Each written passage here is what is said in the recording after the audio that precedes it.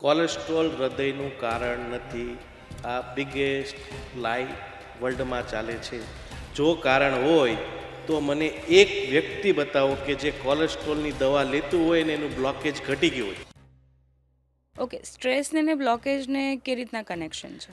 Stress તમારી flight અને fight situation handle કરે. હૃદયને 1 મિનિટમાં 250 ml બ્લડ જોઈએ. ફાઇટ સિચ્યુએશનમાં 750 જોશે. એ સમયે નળીમાં સ્ટ્રેચ પુલઅપ થાય. એ સ્ટ્રેચ પુલઅપ કરો, તમે કોઈ રબરને પોળું કરો તો શું થશે કે રબરની અંદરની સરફેસમાં ક્રેક પડશે. એ છે બ્લોકેજનું ઓરિજિન. કોલેસ્ટ્રોલ નથી. વુમન્સને હાર્ટ એટેકના ચાન્સીસ ઓછા છે. શું આ સાચું છે? આ સાચું હતું પણ 20 વર્ષ પહેલા. તો નોર્મલ પેઇન, જે મસ્ક્યુલર પેઇન હોય છે, હાર્ટ પેઇન હોય છે અને એસિડિક પેઇન, તો આ ત્રણેય પેઇન ઓલમોસ્ટ તો સિમિલર લાગતા હોય છે. તો આમાં ડિફરન્શિએટ કેવી રીતના કરવો? બે જ વસ્તુ. એક હાર્ટ પેન છે, હૃદયના કારનો દુખાવો. તો શું આ એક ફિયર બેઝ બિઝનેસ છે? ફિયર બેઝ છે.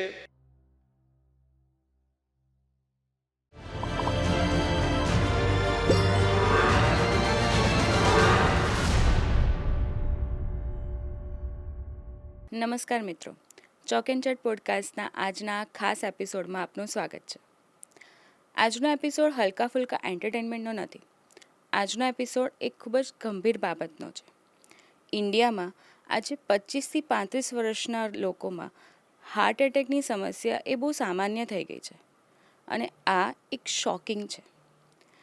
તમે યંગ એજ હોવ કે તમે સ્ટુડન્ટ હોવ, અહીં તો આજે 5થી 6 વર્ષના નાના બાળકોમાં પણ હાર્ટ એટેકના કેસીસ ઇમરજન્સીસમાં નોંધાયેલા છે. ઇન્ડિયામાં દર 60 સેકન્ડમાં એક મૃત્યુ થાય છે હાર્ટ એટેકના લીધે. WHO પ્રમાણે ઇન્ડિયા વર્લ્ડ હાર્ટ ડિસીઝ માટેનું કેપિટલ ગણવામાં આવે છે. આ બધા જ પ્રોબ્લેમ્સ એ બહુ શોકિંગ છે. શું રીઝન છે?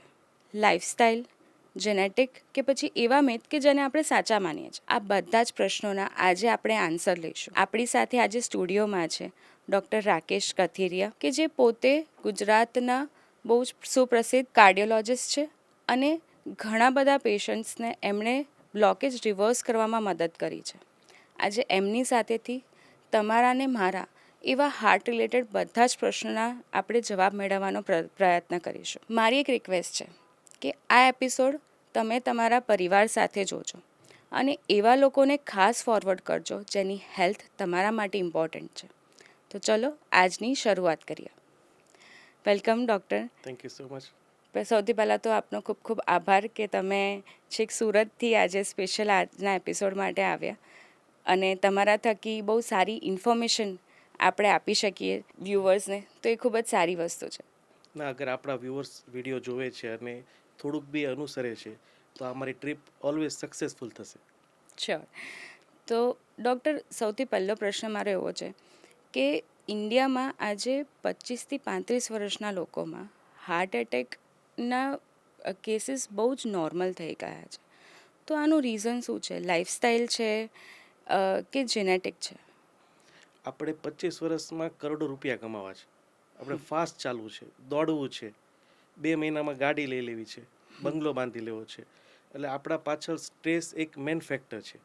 જ્યારે કોઈ બી વ્યક્તિને સ્ટ્રેસ આવે છે તો સ્ટ્રેસ ઇન્ડ્યુસ ફૂડ ખરાબ ચોઈસ થશે, હેબિટ્સ બનશે, મગજ અને હૃદયને ઓવરલોડ વર્ક થશે. એટલે આજે સ્ટ્રેસ અને જે આપણે એવું થિંકિંગ છે કે અનફાસ્ટ કરવું, બીજાના કમ્પેરેટિવલી અર્ન કરવું, બીજાના જોઈને જીવન ચલાવવું, આ સૌથી મેઇન રીઝન છે કે યંગ લોકોમાં હાર્ટ એટેક વધે છે. પણ આ પ્રોબ્લેમ ઇન્ડિયામાં જ એકલો કેમ? આપણે કદાચ બીજી કન્ટ્રીઝને કમ્પેર કરીએ તો આજે ઇન્ડિયામાં હાર્ટ એટેકના કેસીસ બીજી કન્ટ્રીઝ કરતાં વધારે છે. તો ઇન્ડિયામાં જ આ પ્રોબ્લેમ કેમ? બિકોઝ ફોરેન કલ્ચરમાં બધા જ પેરામીટર સેટ છે કે ભાઈ તમે 10th કરો છો, ગ્રેજ્યુએશન કરો છો, પછી 100 વર્ષ સ્કેલ પર કે જે તમારા અનુભવ પર તમે સ્ટેડીલી આગળ ચાલો. આજ ઇન્ડિયા આખા વર્લ્ડમાં એક એવું કન્ટ્રી છે કે માણસ મહિનામાં બિલિયનર થઈ જાય. ફોરેનમાં નહીં થાય. ત્યાં સ્ટ્રિક્ટ પોલિસી છે, સ્ટ્રિક્ટ રૂલ્સ છે અને સ્ટ્રિક્ટ ડાયટ બી છે. આજે તમે ફોરેન કન્ટ્રીમાં જુઓ તો અગર તમે પિઝા પ્રમોટ કરો છો તો સાથે તમારે ફ્રૂટ્સ પણ પ્રમોટ કરવા પડશે. પણ ઇન્ડિયામાં એવું નથી. ફ્રૂટ્સ ખાલી લારી પર વેચાશે અને પ્રમોશન થશે પીઝા. એટલે ઇન્ડિયા ફાસ્ટ ગ્રોઈંગ છે, એટલે ફાસ્ટમાં તમારે બીમારી બી સાથે લઈને ચાલવું પડશે. ઓકે. અને આ બહુ ખરાબ વસ્તુ છે. આ અગર નહીં કરે તો ઇન્ડિયા સૌથી વર્ષ થશે અને એટલું આગળ વધી જશે કે આપણને કોઈ બીજી કન્ટ્રી 25 વર્ષ સુધી પહોંચી નહીં શકે. એટલે એક આ સેન્સિટિવ ટોપિક છે. એટલે આનો એક જ સોલ્યુશન છે કે તમે જાતે કેર કરો, તમારું લોજિક લગાડો અને સ્ટેબલાઇઝ ડાયટ કરો. ઓકે.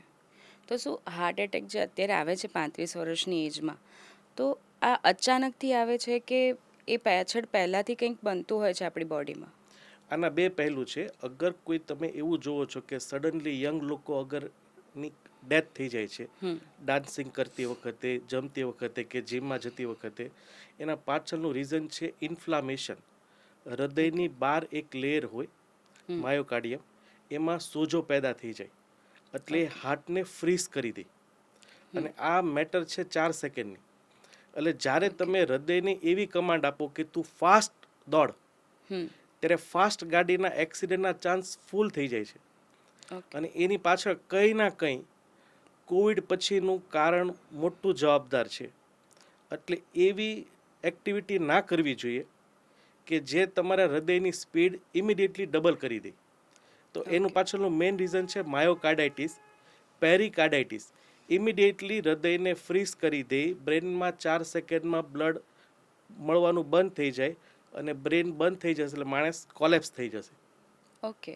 તો તમે જે આ બે ટર્મ્સ કીધા એના વિશે થોડું ડીપ તમે કહી શકશો? આફ્ટર કોવિડ વેક્સિન પછી જોયું છે સાયન્ટિસ્ટોએ કે બ્લડમાં ઇન્ફ્લામેશન માર્કરો વધી જાય છે. ઓકે. એટલે ઇન્ફ્લામેશન માર્કરો ઇન્ફ્લામેશન એટલે બળતરા સાદી ભાષામાં. ઓકે. કે ઇમિડિયેટલી તમે કોઈ બી સરફેસ કે કોઈ બી ટીશ્યુ કે કોઈ બી ઓર્ગનમાં ઇન્ફ્લામેશન પેદા કરો અને આ ઇન્ફ્લામેશન મેટર ઓફ સેકન્ડમાં બને. તો હાર્ટ એક મૂવિંગ ઓર્ગન છે. તો અગર તમે એમાં ઇન્ફ્લામેશન કરો છો તે મૂવ થવાનું બંધ થઈ જશે. અને એની પાછળ કંઈક ના કંઈક રીઝન છે over stress, deadliest combination of food અને ઓવર એડિક્શન. એક સાથે 5 સિગરેટ પીવી, ઓકે, ડેડલીએસ્ટ કોમ્બિનેશનમાં રિફાઇન્ડ કાર્બ્સ ખાવું, શુગર ખાવું અને ફેટ ખાવું. ઓકે. એ ખાઈને પછી તમે વર્કઆઉટ પર જાઓ છો ત્યારે આ ઇન્ફ્લામેશન ટ્રિગર થાય. અને એ થકી કોઈ બી ઓર્ગન, અગર હાર્ટ ઇન્વોલ્વ છે તો suddenly cardiac arrest, brain involve છે તો પેરાલિસિસ. ઓકે. અને બાકી એટલું ઇન્ફ્લામેશન ઓછું છે તો ટાઈમ બિંગ તમને કેન્સર આપશે. તો આનું રોકવાનું કોઈ રસ્તો ખરો? જે વસ્તુ ઇન્ફ્લામેશન ઓછી કરે એ વસ્તુ કરવી જોઈએ. તો સૌથી પહેલી વસ્તુ છે ઘરનું બનેલું કઈ બી વસ્તુ ખાઓ. ઓવર સ્ટ્રેસ ના કરો કે જે તમને ઊંઘ ના આપે, ઓકે, તમારા હોટ ફ્લશિસ ના થાય, વાઇબ્રેશન ક્રિએટ થાય, તમારો સ્વભાવ ચીડિયો થઈ જાય. તો આ બે વસ્તુ કરશો તો ઓલમોસ્ટ 80% ઇન્ફ્લામેશન ઓછી થઈ જાય. Home food and no stress. Okay.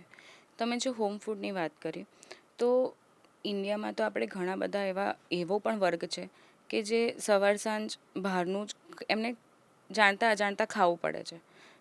જેમ કે કેટલીક મજૂર વર્ગ લઈ લો કે જેમને બહારનું જ ખાવું પડે છે.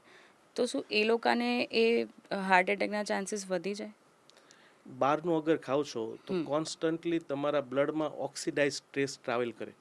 જ્યારે બી કોઈ બી ખોરાકને તમે એના નેચરલ ફોર્મમાં અલ્ટર કરી અને અનનેચરલ અને પ્રિઝર્વેટિવ કેમિકલ નાખી અને એની સેલ્ફ લાઈફ વધારે, એટલે એ ફૂડ 15-20 દિવસ સુધી સારું રહી શકે. એવા ફૂડને તમે ગરમ કરીને ખાવ છો તો સ્ટ્રેસ ઓક્સિડાઇઝ પ્રોસેસ બ્લડની અંદર ચાલુ થઈ જાય. જો તમારે ફેમિલી હિસ્ટ્રી છે તો એ તમને એટેકમાં કોઝ કરે. ફેમિલી હિસ્ટ્રી નથી તો બ્લોકેજની સ્પીડ 4 ગણી વધારી દે. મજૂર વર્ગ બી જે છે તો એટલું તો હું કહી શકું, મજૂર વર્ગ ડેઈલીનું તેલ લેશે, ડેઈલીનું રાશન લેશે, ગરમ કરી ઇમિડિયેટલી ખાઈ લેશે.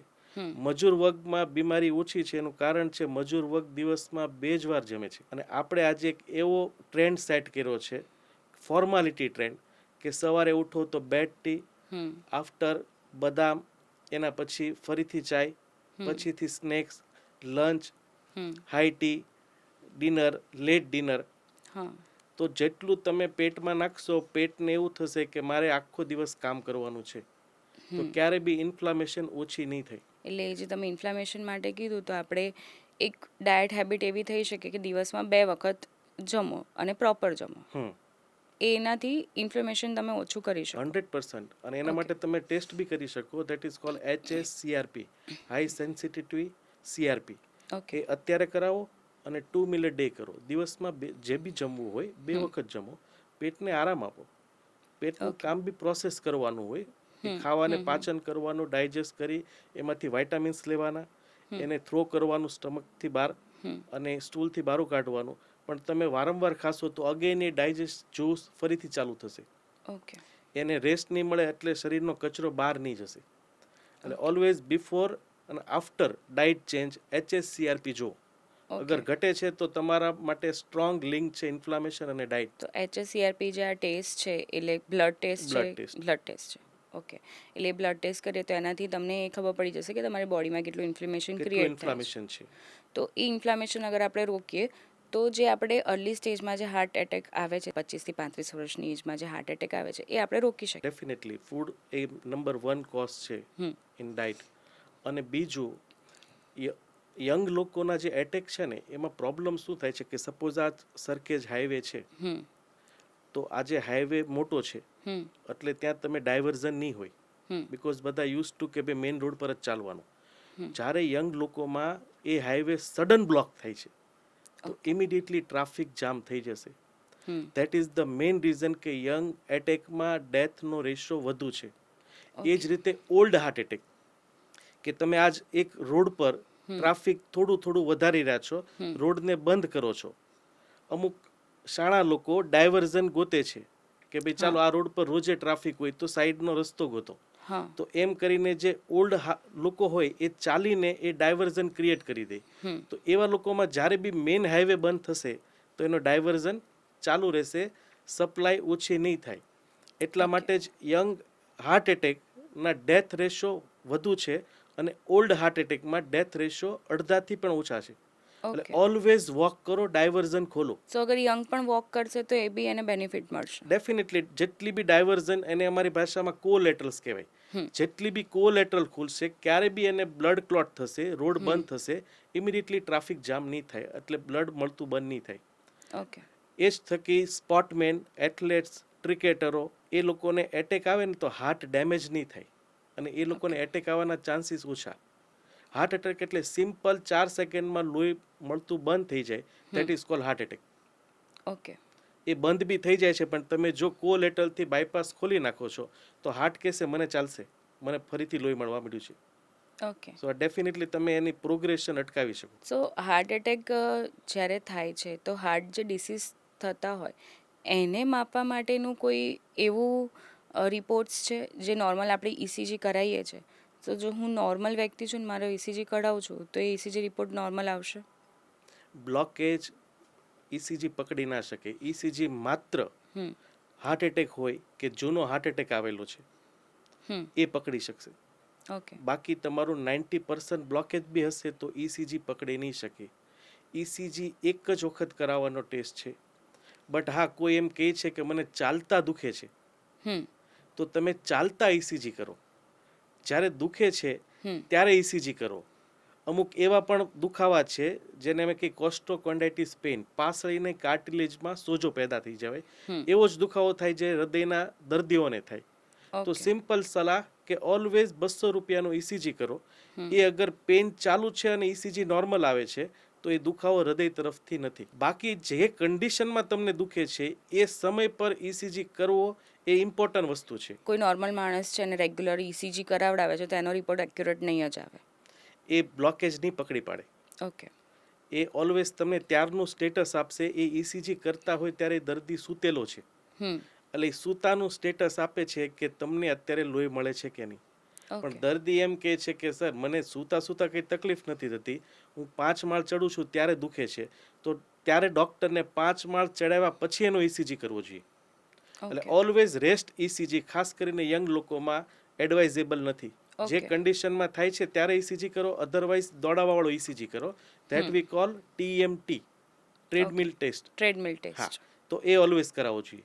ઓકે. અત્યારે એક બીજો પણ એક ટેસ્ટ બહુ પ્રચલિત થયો છે જેને સિટી કોરોનરી ટેસ્ટ કહેવાય છે. તો એ શું છે? પહેલું તો હું એક કહી દઉં કે must do city coronary angiography આપણા શાસ્ત્રોમાં અને આયુર્વેદમાં લખ્યું છે વાત પિત્ત અને કફ પ્રકૃતિ. તમે તમારી બીમારી જાતે જન્મ સાથે લઈને ઊભા થાવ છો. એ ટીલ ડેથ તમારી સાથે જ બીમારી રહેશે. તમારું કામ એટલું છે કે એ બીમારીની સ્પીડ 0 કરો અથવા મિનિમમ કરો. ઓકે. તમારા ફેમિલી જીન્સમાં અગર લાઇપો પ્રોટીન સ્મોલે હશે તો તમને બીમારી આવશે જ. તો એવા દર્દી કે જે લોકો યરલી વજન વધે છે, શુગર છે, બીપી છે, ફેમિલી હિસ્ટ્રી છે, સેક્સ લાઈફ ઓછી થાય છે અને 35થી વધુની ઉંમર છે, તો અત્યારનો સુપર્બ અને બેસ્ટ ટેસ્ટ કે જે અત્યારે ઓલ પોલિટિશિયન બોલિવૂડ ઇન્ડસ્ટ્રીમાં ફેમસ છે, કાર્ડિયોલોજીસ્ટ બી પ્રમોટ કરે છે, that was handy test call CT coronary angiography within 4 minutes. એ તમને કહી દેશે કે તમારું બ્લોકેજ કેટલું છે, એ બ્લોકેજ શેનું બનેલું છે, કેટલી નળી છે અને કઈ આર્ટરીમાં છે.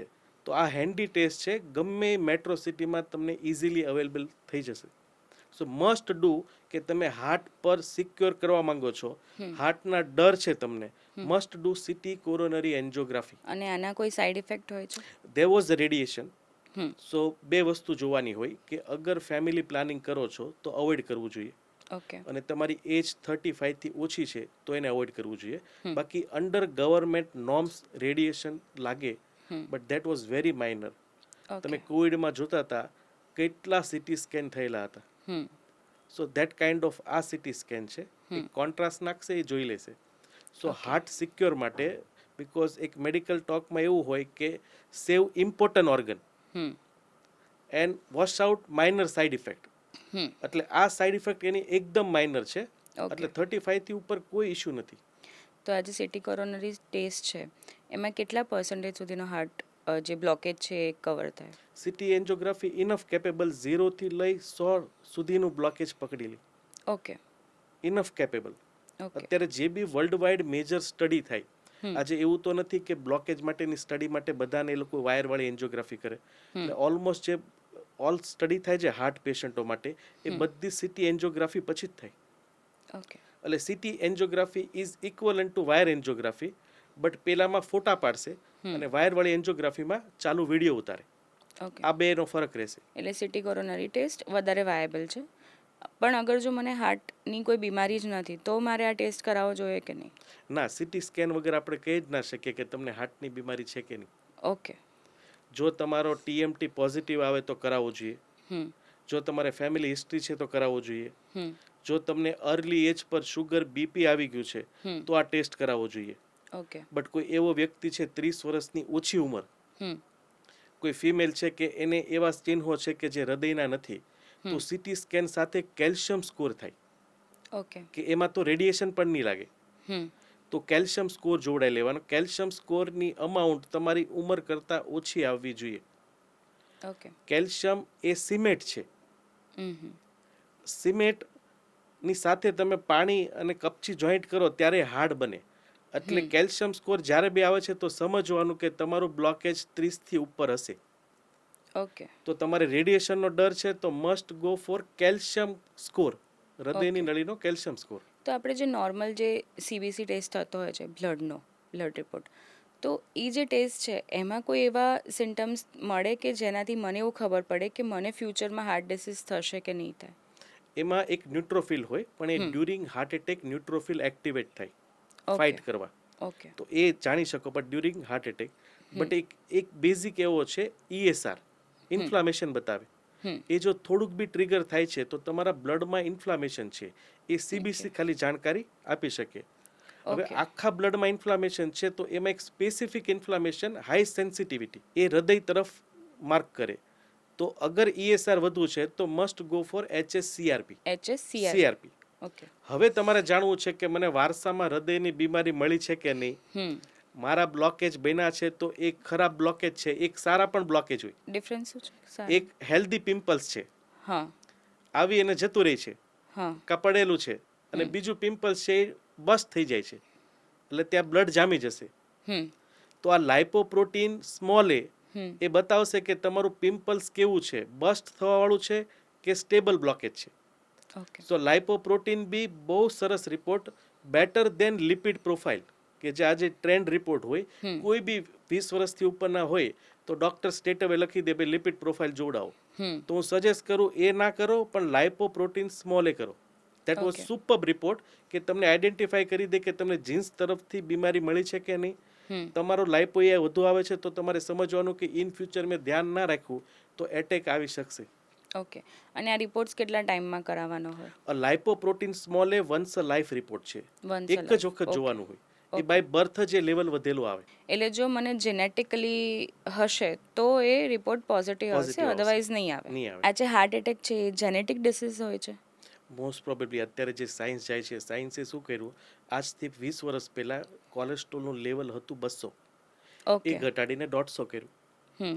અત્યારે 100 ની નીચે લેવા તો બી બીમારી Okay. નથી અટકી. એટલે સાયન્સ જોવે છે કે કલ્પ્રિટ એ નથી, there was hidden elephant in the room, that is Okay. a lipo A.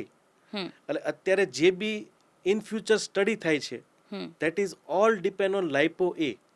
So genetic is big marker, more than Okay. 50%, okay. and stress is second marker, hmm. and bad lifestyle okay. is third marker. તો heart attack થવાના main કારણોમાં આ ત્રણ reasons આવે. એ સિવાય કોઈ reasons હોય છે? એ સિવાય એવું રીઝન છે કે તમારી બ્લડની વિસ્કોસિટી વધુ છે, એ તમારું બેડ લક સમજો. દેટ વોઝ 1000 આઉટ ઓફ 1, કે 1000માં એક જણાને થાય, ઇમિડિયેટલી બ્લડ ક્લોટ થઈ જાય. Okay. So that was rare option. Otherwise એક જ છે, ઇન્ફ્લામેટરી માર્કર વધુ હોય, જીનેટિક કમ્પાઉન્ડ વધુ હોય તો તમને સ્લોઅર બેઝ પર એ બીમારી મળશે. ઓકે. તો જો મને જેનેટિક નથી તો મને બ્લોકેજ થવાના ચાન્સીસ છે કે નથી? 50% ઓછા. 50% ઓછા, ઓછા. પણ બ્લોકેજ થવાના ચાન્સીસ હા, છે. તમારી અગર લાઈફસ્ટાઈલ ખરાબ છે, તમારું સ્ટ્રેસ લેવલ ખરાબ છે, હમ. તો તમારા ચાન્સીસ 50% રહેશે. ઓકે. સ્ટ્રેસને ને બ્લોકેજને કેવી રીતના કનેક્શન છે? સ્ટ્રેસ તમારી ફ્લાઇટ અને ફાઇટ સિચ્યુએશન હેન્ડલ કરે. ઓકે. બધું કામ મગજને આપ્યું છે કે ક્યારે ફ્લાઇટ મોડમાં જવું, ક્યારે ફાઇટ મોડમાં જવું. હમ. તમે ફાઇટ મોડમાં આવશો એટલે ઇમિડિયેટલી હૃદયને સિગ્નલ આપશે કે બધા જ એક્ટિવેટ થઈ જાઓ, અને હૃદય તું ડબલ એક્ટિવેટ થા, તું ડબલ કામ કરા, ભાઈ બાંધવાના મૂડમાં છે. હમ. લીવર, કિડની, ગોલ બ્લેડર બધા જ એક્ટિવેટ થશે. હાર્ટની સ્પીડ વધશે. હમ. સ્પીડ વધશે તો હૃદયને વધુ લોહી જોઈએ. હા. હૃદયને 1 મિનિટમાં 250 ml બ્લડ જોઈએ. ફાઇટ સિચ્યુએશનમાં 750 જોશે. એ સમયે નળીમાં સ્ટ્રેચ પુલઅપ થાય. એ સ્ટ્રેચ પુલઅપ કરો, તમે કોઈ રબરને પોળું કરો તો શું થશે કે રબરની અંદરની સરફેસમાં ક્રેક પડશે. હમ. એ છે બ્લોકેજનું ઓરિજિન, કોલેસ્ટ્રોલ Okay. નથી. ઓકે. તમે ખાડા પાડશો, કોઈ કાર્પેન્ટર છે લાકડામાં ખાડું પાડશે તો જ ત્યાં ફેવિકોલ લગાવશે, પણ આપણે શું કીધું કે જ્યાં ફેવિકોલ પડ્યો છે ત્યાં ખાડા પડેલા છે. હમ. પ્રોબ્લેમ એ નથી, પ્રોબ્લેમ જ્યાં ખાડા પડે ત્યાં ફેવિકોલ જામે. ઓકે. એટલે સ્ટ્રેસ આ રીતે ઓવર રિએક્ટ કરે, એ ખાડા પાડશે તમારી નળીમાં. તો મેન્ટલ સ્ટ્રેસ પણ આને ઇફેક્ટ કરે કે only physical stress? Mental stress, physical stress and food stress.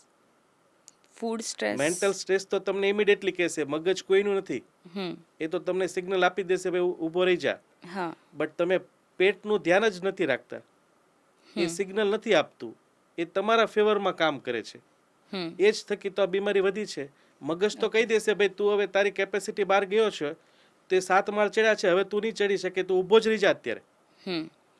એટલે સ્ટ્રેસ લેવલ એ લિમિટેડ છે, બટ Okay. ફૂડ સ્ટ્રેસ એ ઇનહરન્ટ છે, કે જે Okay. બોડી તમને નહીં કહે, એ જમા કરીને જ્યારે વધુ બની જશે ત્યારે સિગ્નલ આપશે. તમે જે એક મેન્શન કર્યું કે cholesterol is not the reason, cholesterol એનું કારણ નથી, તો ઘણી વખત એવું બી થાય છે કે ડૉક્ટર્સ તમને એવું કહેતા હોય છે કે તમારું કોલેસ્ટ્રોલ લેવલ વધારે છે તો તમને હાર્ટ એટેક થવાના ચાન્સીસ વધારે છે, તો એ કેમ કહેતા હોય છે? કોલેસ્ટ્રોલ હૃદયનું કારણ નથી. આ બિગેસ્ટ લાઈ વર્લ્ડમાં ચાલે છે. જો કારણ હોય તો મને એક વ્યક્તિ બતાવો કે જે કોલેસ્ટ્રોલની દવા લેતું હોય ને એનું બ્લોકેજ ઘટી ગયું હોય. કોલેસ્ટ્રોલમાં 0 કેલરી હોય. કોલેસ્ટ્રોલ ઇઝ નોટ ફેટ, ફેટમાં 9 કેલરી હોય. Cholesterol is substance look like fat. એ બોડીએ જન્મ સાથે એની સાથે રાખેલું છે કે ભાઈ આ સામેવાળો નહીં જમે ને તો ફેટ મારે જોશે. સેક્સ હોર્મોન માટે, ગ્રોથ માટે, બ્રેન માટે, કોગ્નિશન ફંક્શન માટે ફેટ જોઈએ જ. હવે એ ફેટમાં છે ને બે ટ્રાન્સપોર્ટેશન છે. એલડીએલ એટલે પેલું કેવું એમ્બ્યુલન્સ ઘરેથી હોસ્પિટલ જાય તો એ ખરાબ વસ્તુ કહેવાય, ધેટ ઇઝ એલડીએલ. અને સેકન્ડ એમ્બ્યુલન્સ કે હોસ્પિટલથી દર્દીને ઘરે લઈ જાય છે, એટલે સારું. તો એચડીએલ જેનું ઓછું એ ખરાબ વસ્તુ. અને સેકન્ડ તમે ખાધેલું ફેટ કે જે લુક લાઈક કોલેસ્ટ્રોલ એ છે ટ્રાયગ્લિસરાઇડ. એટલે ઓલવેઝ તમારા લિપિડ પ્રોફાઇલમાં કોલેસ્ટ્રોલ ના જોવો, તમે જોવો ટ્રાયગ્લિસરાઇડ. અગર તમારું ટ્રાયગ્લિસરાઇડ 200 ઉપર છે, તમારું એચડીએલ 45 થી ઓછું છે, તો તમે હાર્ટના પેશન્ટ છો જ. એ પછી બ્લોકેજ તમારું હૃદયમાં જામશે, બ્રેનમાં જામશે, કિડનીમાં જામશે કે પગમાં જામશે. એટલે કોલેસ્ટ્રોલ થી ક્યારે નહીં ડરો. તો મેઇન તમારા રિપોર્ટમાં આપણે triglyceride and HDL. Okay, triglyceride શું છે? ટ્રાયગ્લિસરાઇડ તમે આખા દિવસમાં ખાધેલી કેલરી તમે બર્ન નહીં કરો તો એ 24 કલાક પડી રહેશે. પછી એ કન્વર્ટ થશે VLDL માં, વેરી લો LDL. પછી એ કન્વર્ટ થશે LDL માં, that is a bad cholesterol. એટલે જે વ્યક્તિ ખાંડનો ઉપયોગ કરે છે, જે વ્યક્તિ અનાજ વધુ ખાય છે, જે વ્યક્તિ બળેલું તેલ વધુ ખાય છે, એ લોકોમાં ટ્રાયગ્લિસરાઇડ વધશે. અને એ ઘટાડવું છે તો ત્રણેય તમારે બંધ કરવા પડશે. જે કેટલીક ઓઇલ કંપનીઝ છે, આપણે સાંભળીએ છીએ, લોકો એમના એડ્સમાં એવું કહેતા હોય છે કે ઝીરો કોલેસ્ટ્રોલ વાળું, કાં તો કેટલાક પેકેટ ફૂડ્સમાં પણ આપણે જોતા હોઈએ છીએ કે ઝીરો કોલેસ્ટ્રોલ છે, બરાબર, હાર્ટ તમારું હેલ્ધી રહેશે. તો એ બધું ઇટ્સ અ મિથ. એ બધું પૈસા આપીને માર્કેટિંગ કરાવ્યું. તેલમાં કોલેસ્ટ્રોલ જ નહીં હોય. ઓકે, તેલમાં ક્યારેય કોલેસ્ટ્રોલ હોય જ નહીં. ઓકે. આ લોકો શું કરે, કલર સારો બતાવવા માટે આપણને કેવું પાણી જેટલું ક્લિયર એટલું સારું દેખાય. એમાં તમે કોઈ એડિશન કે બીજું નાખી દીધું તો ખરાબ દેખાય. એટલે ડબ્બાવાળું પેકિંગવાળું કોઈ બી તેલ ક્યારેય યુઝ નહીં કરાય. તેલ ખરેખર વર્ડ ક્યાંથી આવ્યો? તલમાંથી જે નીકળે ને એને જ તેલ કહેવાય. આપણે પેલું કેવું કોલગેટ નામ પડી ગયું, ટૂથપેસ્ટ નહીં માંગે, કોલગેટ આપો ભાઈ, આ કોલગેટ ની પેલી આપો. એમ તલનું માંથી જે નીકળે એ જ તેલ કહેવાય. સૌથી બેસ્ટ તેલ તલનું કાચી ઘાણીનું તેલ, કે જેમાં મુનાફો ઓછો હોય, કે જે તમે ઘરે ઘાણીમાં કાઢેલું છે. બાકી રિફાઇન ઓઇલ એટલે બળેલું તેલ કહેવાય. એટલે એ કંપનીઓ બાળીને તમને કલર સારો દેખાડવા એના ઉપરના સારા તત્વો ફેટી એસિડ કાઢી લે, તમને આપે, તમે ઘરે આવીને બીજી વખત બાળો. પછી આપણા ગુજરાતી ફેમિલીમાં એને સ્ટોર કરીને ત્રીજી વખત બાળે. ધેટ ઇઝ ડેડલીએસ્ટ તેલ. કાચી ઘાણીનું તેલ ઓલવેઝ બેસ્ટ. જે સિંગ તેલ મળે છે, કે જે સનફ્લાવર ઓઇલ મળે છે, એ બધા ઓઇલ્સ પ્રોસેસ્ડ કરેલા હોય. Process refine. અગર ડબ્બામાં લખેલું છે રિફાઇન ઓઇલ, એટલે એને ઓલરેડી બાળી દીધેલું છે. એમાં કેમિકલ એડ કર્યા છે કે એમાંથી સ્મેલ નહીં આવે, એની સેલ્ફ લાઈફ વધુ રહે. એ જ થકી તમે જોજો કે કાચી ઘાણીનું તેલ તમે 2 ચમચી બી રૂમમાં રાખશો ને, આખા રૂમમાં સ્મેલ આવશે, અને પેલા તેલની નહીં આવે. એટલે આપણા જે બાપ દાદાઓએ જે તેલ ખાધું છે ને, એ તેલ આપણા માટે સારું. એક અત્યારે બીજો એક વર્ડ બહુ પ્રચલિત થયો છે, જે કોલ્ડ પ્રેસ્ડ ઓઇલ કહે છે. તો એ ઓઇલને જે રિફાઇન્ડ ઓઇલ હોય એમાં શું ડિફરન્સ હોય? રિફાઇન એટલે હીટ કરીને. હવે ફિલ્ટર ઓઇલ એટલે કાચી ઘાણીનું તેલ. કાચી ઘાણી માટે એક તો એને મશીનનો ઉપયોગ કરીને કોલ્ડ પ્રેસ કરવું પડે, ધીમે ધીમે. જે ઘાણો ચલાવતા ને બળદના, ધેટ ઇઝ કોલ્ડ પ્રેસ. એ સૌથી સારું. કે જે બળદના ઘાણાથી ગરમીને હીટઅપ કર્યા વગર નું જે ઓઇલ હોય, that is a cold press oil. લોકો અત્યારે ઘીને વધારે ડાયટમાં કન્સિડર કરે છે, તો ઘી હેલ્ધી કે નહીં? ઘી ગાયનું ચોખ્ખું ઘી ઘરે બનાવેલું, અગર તેલ નથી વાપરતા તમે, તો ઘી તો સૌથી સારું સબસ્ટિટ્યુટ છે ખાવા માટે. અને 2 ચમચી તમે ડેઈલી ઉપયોગ કરી શકો. એમાં આવેલું ફેટ એ તમારા સારા ફેટ્સ વધારે, HDL વધારે ઘી. એમાં આવેલું બ્યુટ્રિક એસિડ તમારું મેટાબોલિઝમ વધારે. તો કોઈ એવું કહે છે કે મારે ઘી તેલ નહીં છૂટે, તો હું પહેલાં કહીશ કે તમે ઘી ખાઓ, ઘરે બનાવેલું 2 ચમચી રસોઈમાં ખાઓ. નથી ગમતું તો તલનું કાચી ઘાણીનું તેલ ખાઓ, કોકોનટ ઓઇલ ખાઓ, એ બી સૌથી બેસ્ટ. બાકી રિફાઇન નો. રિફાઇન્ડ ઓઇલ કોઈ પણ નહીં ખાવા જોઈએ. અત્યારે જે ડાયટ ઇન્ડસ્ટ્રીઝમાં આપણે અલગ અલગ ફૂડ્સ આઇટમ્સ જોઈએ છે રાઈટ, જે પેક્સ ફૂડ હોય છે કે જે મલ્ટીગ્રેન ફૂડ્સ કહે છે, તો એ બધાથી હાર્ટને કંઈ અસર થાય કે હાર્ટ ડિસીઝ ઓછા થાય? Packet food, process food, junk food, એના ઉપર સ્ટડી થઈ 15 યંગ લોકોને બેઠાડ્યા, હાથમાં કાફથી હાથ બંધ કર્યો, એટલે શું થશે, 2 મિનિટ અહીંયા હાથ બંધ કરો એટલે અહીંયા બ્લડ મળવાનું ઓછું થઈ જશે. ઓછું થાય, હા. એટલે અહીંની આર્ટરી છે ને ડાયલેટ થાય, ઇલાસ્ટિસિટી બને. આ લોકોને જંક પેકેટ અને જંક ફૂડ ખવડાવ્યું, એ જોયું કે 8 કલાક સુધી ડાયલિટેશન બંધ થઈ ગયું. ઓકે. એટલે junk food is the worst food heart patient માટે. ઓકે. કોઈ બીને ટ્રાયલ કરવો હોય, કોઈ એવો વ્યક્તિ હોય કે એમ કહે છે મને ચાલતા દુખે છે, junk food, pizza, burger, pasta ખવડાવો અને પછી કયો ચાલે ને, નહીં ચાલી શકે. ઇમિડિયેટલી ઓક્સિડાઇઝ કરશે, શુગરનો સ્પાઇક રાખશે, શુગરના સ્પાઇકથી ઇન્સ્યુલિન સ્પાઇક થઈ, ઇન્સ્યુલિન નળીને હાર્ડ બનાવી દે, પેલો ચાલી જ નહીં શકે. બીજા દિવસે ફરીથી એક ટ્રાયલ કરો, એને કયો ફ્રેશ વેજીટેબલ્સ અને ફ્રૂટ્સ ખાઈને પછી ચાલવા જાય, એ ચાલી શકશે. એટલો પાવર છે રોંગ ડાયટમાં. Okay. Wrong food is the disease અને right food is the treatment. તમારા મતે કોઈ 5 એવા ફૂડ કે જે ડેલી રૂટીનમાં વ્યક્તિએ લેવા જોઈએ એની હાર્ટ હેલ્થ સુધારવા માટે? ઓમેગા ફેટી 3 એસિડ, અળસી ખાવાની ઓલવેઝ 2 ચમચી. ઓકે, હા. એવા ફ્રૂટ કે જે નાઇટ્રેટ ઓક્સાઇડ ગેસ બનાવે, કે ઇલાસ્ટિસિટી પાછી લાવે હૃદયની, એ છે કોઈ બી રો વેજીટેબલ. ઓકે. કયા? સસ્તા અને સિઝનલ. પૈસા આઉટ ઓફ સિઝનલ ને પૈસા આપેલા એ નહીં. સૌથી સસ્તા હોય એટલે એમાં કેમિકલનો ઉપયોગ કે પેસ્ટિસાઇડનો ઉપયોગ ઓછો હોય. કોઈ બી નેચરે બનાવેલા કોઈ બી ફ્રૂટ જે સિઝનમાં મળે છે, અલગ અલગના ફ્રૂટ અને વેજીટેબલ્સ, એ અમૃત છે હૃદય માટે. અને બીજું હૃદય માટે બેસ્ટ અમૃત શિયાળા સિઝનમાં ખાસ આંબળાનું જ્યુસ, સૌથી હાયર એન્ટીઓક્સિડન્ટ વિટામિન સી. એનાથી પછી સૌથી બેસ્ટ બ્લડની એસિડિટી એટલે હૃદયની બીમારી, એસિડિટીને આલ્કલાઇનમાં કરવા માટેનું સૌથી બેસ્ટ દૂધીનું જ્યુસ. ઓકે. ઓલવેઝ સવારે આમળાનું જ્યુસ પીવો અને સાંજે જમતા પહેલા 1 કલાક પહેલા દૂધીનું જ્યુસ પીવો. આ કરશો તો મોર ધેન ઇનફ. અગર આપણે ગુજરાતી પ્લેટની વાત કરીએ, આપણી જે હોમમેડ પ્લેટ હોય છે જેમાં દાળ, ભાત, શાક, રોટલી, એક સ્વીટ હોય રાઈટ, અને એક ફરસાણ હોય છે, આ એક ટિપિકલ ગુજરાતી પ્લેટ છે. તો આ ગુજરાતી પ્લેટમાં શું એવું તમે એડ કરવા માંગશો કે જે કાં તો કાઢવા માંગશો કે જેનાથી હાર્ટ હેલ્થ સુધરે? એક તો છે ને ગ્રેલિન હોર્મોન આવે કે ભૂખ લગાડે, અને એક લેપ્ટિન આવે કે પેટને કે બસ ઊભો રહી જાવે, મારી કેપેસિટી પતી ગઈ. લેપ્ટિન હોર્મોન વધારે ને જેને, એ વસ્તુ પહેલા ખાઓ. ઓકે. એટલે તમારી ભૂખ બંધ થઈ જશે. તો ખાવાની શરૂઆત શાકભાજીનું જ્યુસ પી લો. ઓકે. મરી, લીંબુ, મીઠું નાખી અને 1 ગ્લાસ પેલા શાકભાજીનું જ્યુસ પી લો. પછી એક ફ્રૂટ્સ ખાઈ લો. પછી થોડાક એવા કઠોળ ખાઈ લો, સ્પ્રાઉટેડ હોય, મસાલાવાળા હોય કે સૂપના ફોર્મમાં હોય. પછી તમારે જે ખાવું હોય તે ખાઓ. નહીં ખાઈ શકો, લેપ્ટિન વધી ગયો, બ્રેને કહી દીધું મારો ખોરાક આવી ગયો. એ જ થકી આજે ફંક્શનમાં કે રિસેપ્શનમાં કે કોઈ બી પાર્ટીઝમાં જાઓ છો, તમે પીઝા, બર્ગર ખાઓ ને તો 10-12 વાગે ફરીથી ભૂખ લાગશે. પેલો લેપ્ટિન લો છે, લેપ્ટિન હોર્મોન હાઈ થાય તો જ સટાઇટ લેવલ તમારી ફૂલફિલ થાય.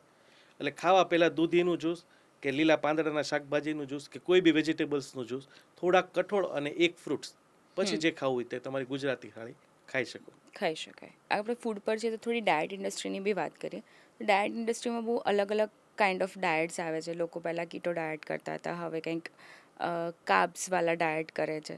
તો એક જ ટાઈપનું મીલ એ ડાયટમાં લેતા હોય છે. જેમ કે અગર મેં કાર્બ્સ લીધું તો હું 2 ટાઈમ્સ 3 ટાઈમ્સ દિવસના હું કાર્બ્સ જ લઉં છું. તો એવા મીલથી શું નુકસાન થઈ શકે, કાં તો એનાથી હાર્ટને શું પ્રોબ્લેમ થઈ શકે? આપણા દાદાનો ડાયટ ઇઝ ધ બેસ્ટ.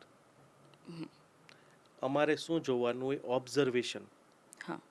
કે આપણા બાપ દાદાએ ઓબ્ઝર્વ કર્યું કે મારા દાદાએ આ ખાધેલું હતું. આપણા બાપ દાદાનો જે ડાયટ છે એ જ આપણો ડાયટ છે. પણ આજે આપણે મોડર્ન બની ગયા, ડાયટિશિયન આવી ગયા, એનો બિઝનેસ ગ્રો થયો, એને બુક્સ પબ્લિશ કરી કે ભાઈ ડાયટિશિયનને આ બુક્સ વાપરવાની, તો એ બુક સ્પોન્સર કરે મિલ્ક ઇન્ડસ્ટ્રી. એટલે મિલ્ક ઇન્ડસ્ટ્રી કહી દે કે રાત્રે 1 ગ્લાસ ગરમ દૂધ પી લેવાનું, સવારે આ ખાવાનું, બપોરે આ ખાવાનું, 5 વખત જમવાનું, કોન્સ્ટન્ટ પેટની અગ્નિ ચાલુ રાખવાની. એ લોકો એ કોન્સેપ્ટ પર કામ કરે. ઓકે. બટ એમાં તમારું બોડી રિપેર નહીં થાય. એન્ડ કીટો ડાયટ મોસ્ટલી એ લોકો હજમ કરી શકે કે જે બાય બર્થ એમના પેરેન્ટ્સ, કે જ્યારે તમારો જન્મ થયો ત્યારે તમારા પેરેન્ટ્સ અગર નોન વેજીટેરિયન છે, બિકોઝ કીટોમાં મોસ્ટ ઓફલી એનિમલ પ્રોટીનનો ઉપયોગ થાય. હમ દેટ વોઝ ઓકે, ગુડ, કે એટલીસ્ટ તમે ના કરવા કરતાં કંઈક સ્ટેપ લીધું. હમ સો આઈ રેકમેન્ડેડ કે અગર કોઈ કીટો બી કરે છે તો કીટોનો બી એક નિયમ છે કે અનાજ બંધ કરવાનો. હમ આજે દારૂ કરતાં બી સૌથી મોટું વ્યસન હોય ને તો એ અનાજ છે. અચ્છા. એક વ્યક્તિ દારૂ વગર ચાલશે, રોટલી કે રાઈસ વગર નહીં ચાલે. હા. That was too addicted. હમ કાપ્સ એડિક્ટેડ ડિઝીઝ અત્યારે પેદા થઈ છે. એટલે કીટોનો મેઇન છે કે કાપ્સ કટ ઓફ કરો, પ્રોટીન એડ કરો. તો એટલીસ્ટ કરો, ના કરવા કરતાં કંઈક કરો. બટ પછી એવી આદત રાખો કે કીટોમાં એક વખત તમારું બોડી ફેટ બર્નર, આપણે ગાડી બે વસ્તુ પર ચાલે છે, પેટ્રોલ અને ડીઝલ પર. હમ પેટ્રોલ પર એવરેજ આપશે 12 અને ડીઝલ પર આપશે 19-20. હમ એટલે બધા જ પેટ્રોલ પર ચાલે. હમ ગાડીને તમે જો ડીઝલ પર લઈ આવ્યા ને શરીરને, hmm that is called fat burning. Hmm એટલે કોઈ બી કાર્ડિયક ડાયટ છે, રિવર્સલ ડાયટ છે, કેન્સર ડાયટ છે, બધાનો એમ એક જ છે, કાપ્સ ઓછા. Okay. That is the main aim. એટલે તમે કોઈ બી ડાયટ કરો પછી સ્ટેબલ ડાયટ પર આવી જાઓ, પણ જેટલું બને એટલું અનાજ ઓછું. ઓકે. અને અનાજનો સૌથી બીજો મોટો ભાઈ ખાંડ. હમ એટલે એ બી ડેડલીએસ્ટ અનાજ. એ 4 ગણું કાપ્સ કહેવાય ખાંડ એટલે. એટલે ઓકે. ખાંડ અને અનાજ ઓછી કરો એટલે બેસ્ટ ડાયટ તમારા માટે. અગર તમે કીધું કે આપણા બાપ દાદાએ જે ડાયટ કર્યું હોય, તો લોકો અત્યારે એવું બી કહે છે કે પહેલાં આપણા જે ગ્રેન્ડ પેરેન્ટ્સે ડાયટ કર્યું એ વખતે એ લોકો વધારે ચાલતા હતા, ફિઝિકલ એક્ટિવિટી વધારે હોતી હતી. અત્યારે ફિઝિકલ એક્ટિવિટી ઓછી થઈ ગઈ છે, તો એ ટાઈમે આ ડાયટ નું કમ્પેરિઝન કરવું જ રોંગ છે. તો આ શું સાચું છે? ના, હવે આમાં કમ્પેરિઝન તો થાય જ નહીં, કેમ કે ત્યારે શું પ્યોરિટી હતી. હમ એના કરતાં બી તમે જ્યારે ડાયટ લો છો ત્યારે ઓક્સિજનનું કન્ઝપ્શન શું છે તમારા રૂમમાં, હમ તમારા પોલ્યુશન કેટલું છે. તમે એક સાદું જોશો તો કે અગર તમે વિલેજમાં જશો કે જ્યાં કોઈ ઇન્ડસ્ટ્રી નથી, હમ ત્યાં તમે 3 વખત ખસો તો બી હજમ થઈ જશે. હમ અને આજે તમે મેટ્રો સિટીમાં કે પોલ્યુટેડ એવી સિટી છે કે જ્યાં રહો છો, તો તમે એક વખત ખાશો તો પણ અપચો થશે. હા. એટલે ત્યાં ચાલતા હતા એ લોકો, ડાયટ હજમ કરતા હતા. એના કરતાં બી વધુ શું હજમ થતું હતું, એ લોકો જે મીઠાઈ કે જે લાડવા ખાતા હતા ને, હમ એ વધુ હજમ થઈ જતા હતા. હમ એટલે આપણે ચાલતા નથી ને તો તમે મીઠાઈ ખાલી બંધ કરી દો તમારા ડાયટમાં, અને અનાજ 50% ઓછા કરી દો, પછી ભલે તમે નહીં ચાલો. હમ પણ 2 જ વખત જમવાની એ લોકોની બી પેટર્ન હતી હમ કે પેકેટ વચ્ચે મળતા નહીં. હમ 2 વખત જમતા અને જમવા કર્યા પછી એ લોકો વાડી માટે કે ગમે ત્યાં ચાલીને જતા. ચાલવાનું નથી તો તમારા પ્લેટમાંથી લાડવા, ખાંડ, ગોળ, મધની આઈટમ ઓછી કરી દો, અનાજ ઓછું કરી આપો. અને બીજું એક છે કે જે ડેરી પ્રોડક્ટ્સ છે, દૂધ છે, પનીર છે, એ બધાથી કોઈ હાર્ટ ડિસીઝ થવાના ચાન્સીસ છે? આ છે ને એક બહુ કોન્ટ્રોવર્શિયલ ટોપિક છે. આમાં શું થાય કે જે લોકો મિલ્ક ઇન્ડસ્ટ્રી સાથે હોય હમ એ લોકોને નહીં ગમે. હમ દૂધ સારું છે. હમ કૃષ્ણ ભગવાન માખણ ખાતા, હા. પણ ચોરીને ખાતા.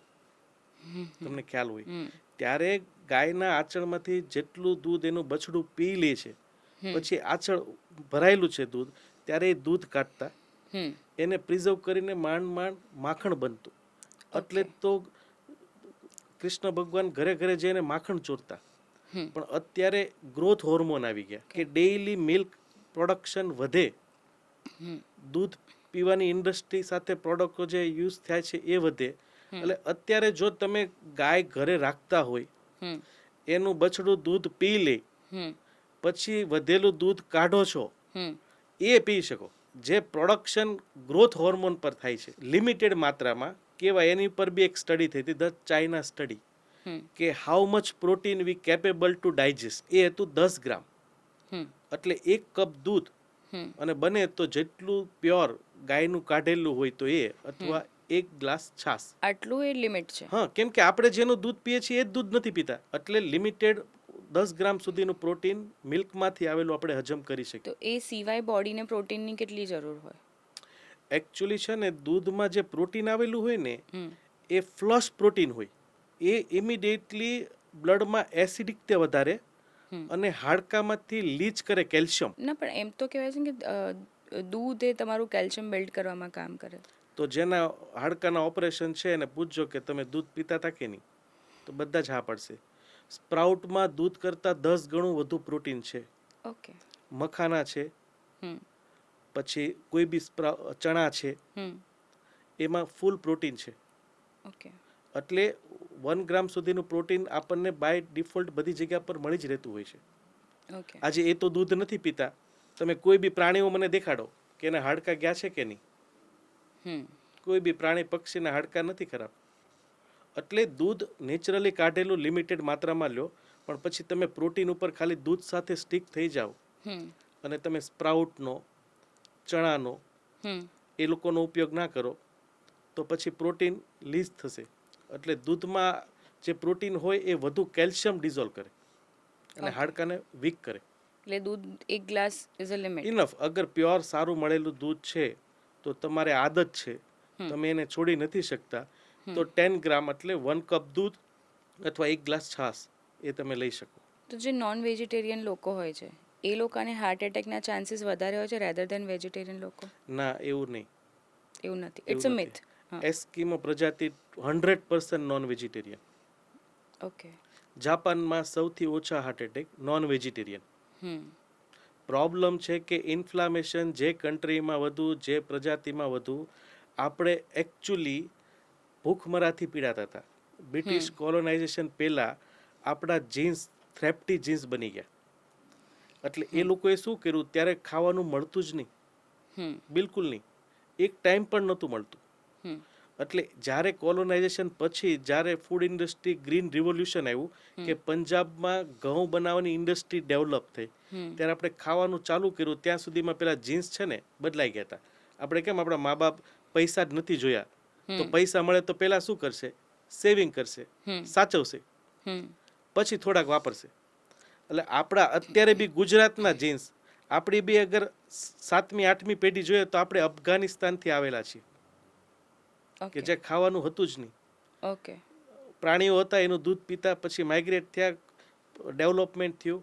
એટલે અત્યારે તમે જે ખાવ ને એ પેલા સ્ટોર કરશે અને ઓછી માત્રામાં એનો ઉપયોગ કરશે. એટલે એના થકી જ આપણે ગુજરાતમાં કાપ્સનો ઉપયોગ વધવાથી એ સ્ટોરેજ વધી ગયું અને એ હાર્ટ પર લોડ થવા માંડ્યો. જે ફેટ લોકો છે, જે જાડા લોકો છે, એ લોકોને હાર્ટ એટેકનો ચાન્સીસ વધારે છે અને પતલા લોકોને ઓછો છે? ના, એ બી મિથ છે. એ બી મિથ છે. એક છે હેલ્ધી ઓબેસિટી. ઓકે. હવે ઓબેસિટીમાં આખો વર્ડ એ લોકોએ શું કર્યો, 24 ઉપરનો BMI. આપણે બંને 24 ઉપરના છીએ. મેં હમણાં કાશ્મીર ટ્રેક કર્યું. મારી સાથે યંગ લોકો હતા, 22 વર્ષના યંગસ્ટરો. મેં એનો પીક સૌથી પહેલા ચડ્યો, કેમ કે બેઝ કેમ્પમાં આવીને એ લોકો 4-5 ગુલાબ જાંબુ ખાઈ લેતા. એટલે obesity is never link with heart disease. Okay. તમે હોસ્પિટલમાં જાઓ, 50 લોકો પતલા હશે ને 50 જાડા હશે, બીમારી બેયને છે. પણ જો તમે એવા ઓબેસ છો કે તમારું વજન દર વર્ષે 2.5 કિલોથી વધુ વધે છે, ઓકે, તમને એના થકી શુગર આવી ગયું, બીપી આવી ગયું છે, તમને શ્વાસ ચડવાનું ચાલુ થઈ ગયું છે, તો એનો મતલબ આજે 2.5 કિલો જે ફેટ બન્યું ને એ બ્લડમાં ટ્રાવેલ કરવા માંડ્યું છે, તો that is bed obesity.